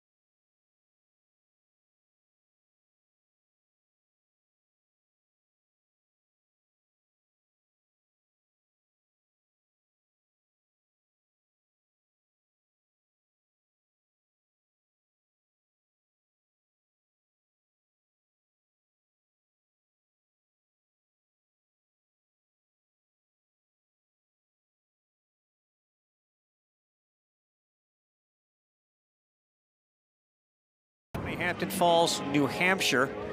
Not sure he had it on his bingo card to come on in. What is this? The 9th pitcher of the night for the Tigers. Started with Moeller, Harrison, Simerson, Legurnick, Samuel, Bell, Nelson, Dvorsky. Now Allen. Yeah. So Joe Allen's first pitch here in the 9th inning will be the 349th pitch thrown in this game. I was thinking, now, that's a lot of them. Yeah, that is a lot of them. Clemson has thrown 191 of those. Well, Allen's going to have to deal with Mijos, who can really change the game. He's got a couple of hits after starting 0 for 3 with 2 strikeouts. Both have gone to right field. The outfield is very shallow on a very chilly night here. The runners are both going. That ball's down, and both will steal. Very Coastalish. This is like textbook, too, because Clemson is defending against the bunt. Watch Fultz, the freshman at third base. The minute he breaks, it's just a freebie. Game's over. I mean, it's one of those where as a catcher, you got to. The only chance you have is throw second base because your third baseman can't get back in time to make a tag. Now you got to bring the infield in. For a great hitter, and Mijos looks at a breaking ball to go 1 ball, 1 strike.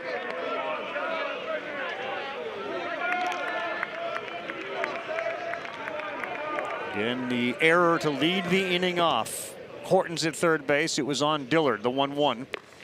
And there's another hit batter to load him up.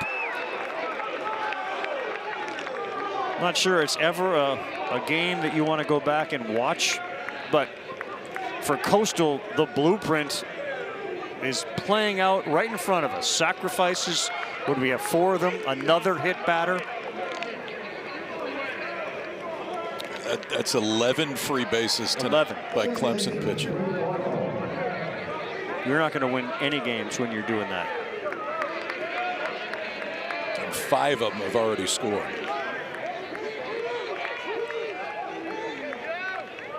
Loaded for Barthel. Ball 1. This just has real painful loss written all over it for Clemson. They've got to somehow get a ground ball and get the force out of the home.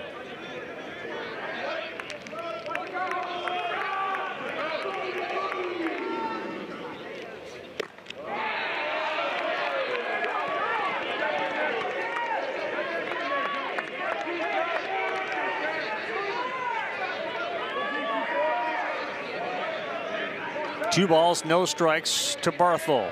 1 homer on the season. The outfield is playing very shallow. He swings wildly at a 2-0. Would have been ball 3, but it's 2-1. It's infield in, it's outfield in too, all the way around.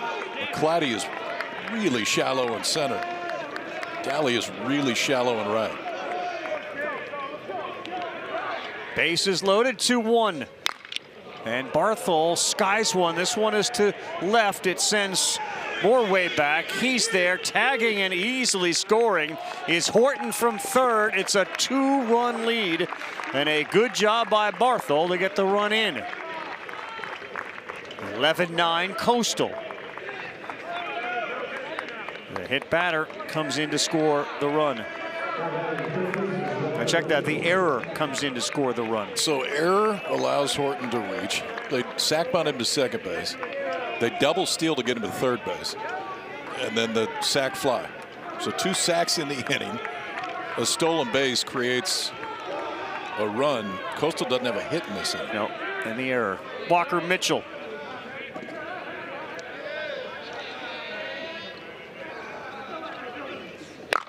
And this ball is on the line to left, and it's caught out there, but they get that security run.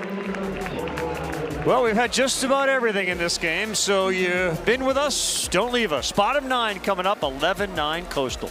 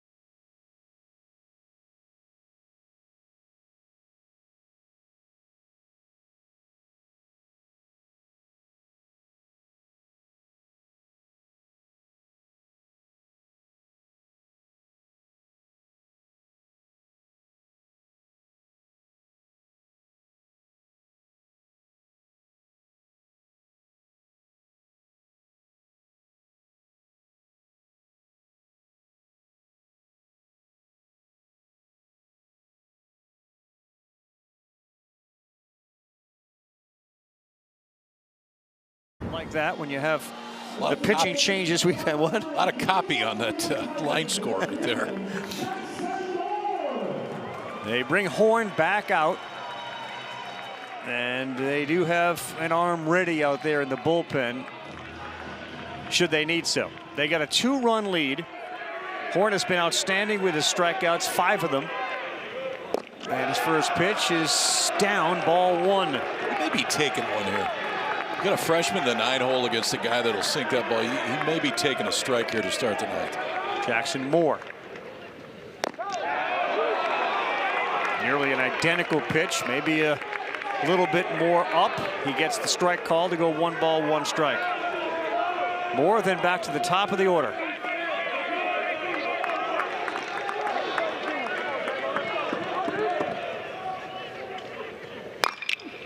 On the ground, fair ball. Fielded, and the flip is low, but Horn bends down to get it.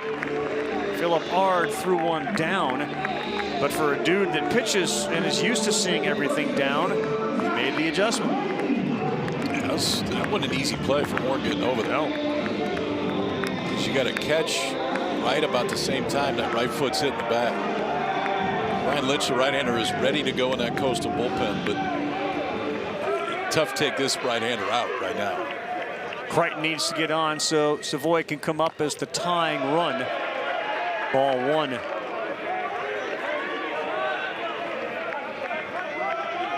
Crichton has been auto tonight. Automatic get on. 5 times he's been on. That one missed, and he's ahead 2-0. Big time power threat in the on-deck circle.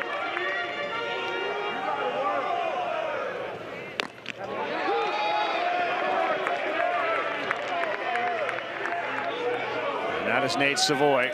20 homers last year, already 9 this season. 2-1.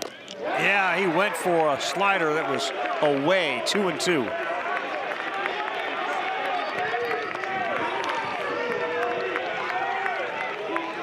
Can they retire Crichton for the first time tonight? Nope, good take. 3-2.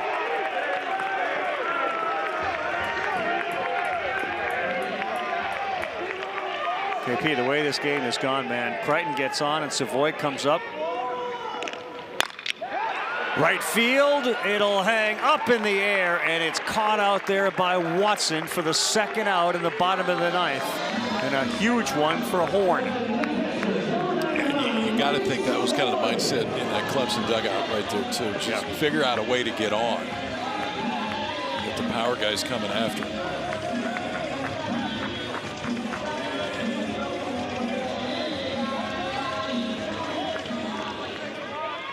Nate Savoy, last chance.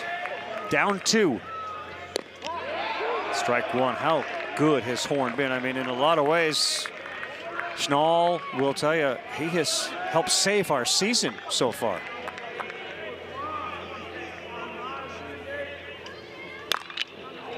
Right field towards the line, and it's going to go foul. Well, if Coastal doesn't score 5 runs in the top half of the 7th inning, Horn doesn't come in again. It was out of reach. It's midway. I mean, maybe later on, but that 5 spot totally changed the game. Then you bring Horn in, and he gave up a leadoff double. A 2-out walk in the 7th inning. Aside from that, he set everybody down and struck out 5.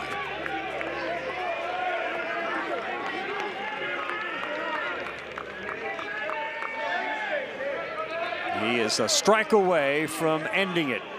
Horn to Savoy.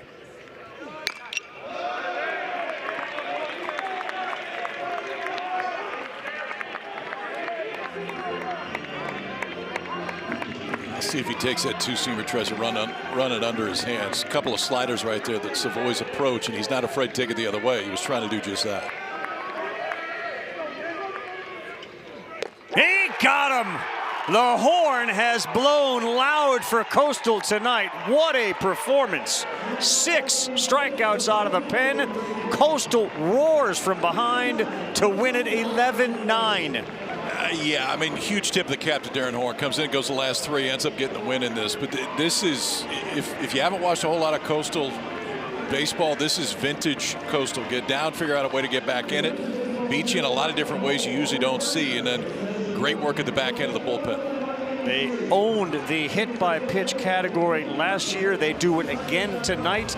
Sacrifices worked beautifully. Clemson helped out with the 3 errors, and Coastal rallies from behind down big to win by 2.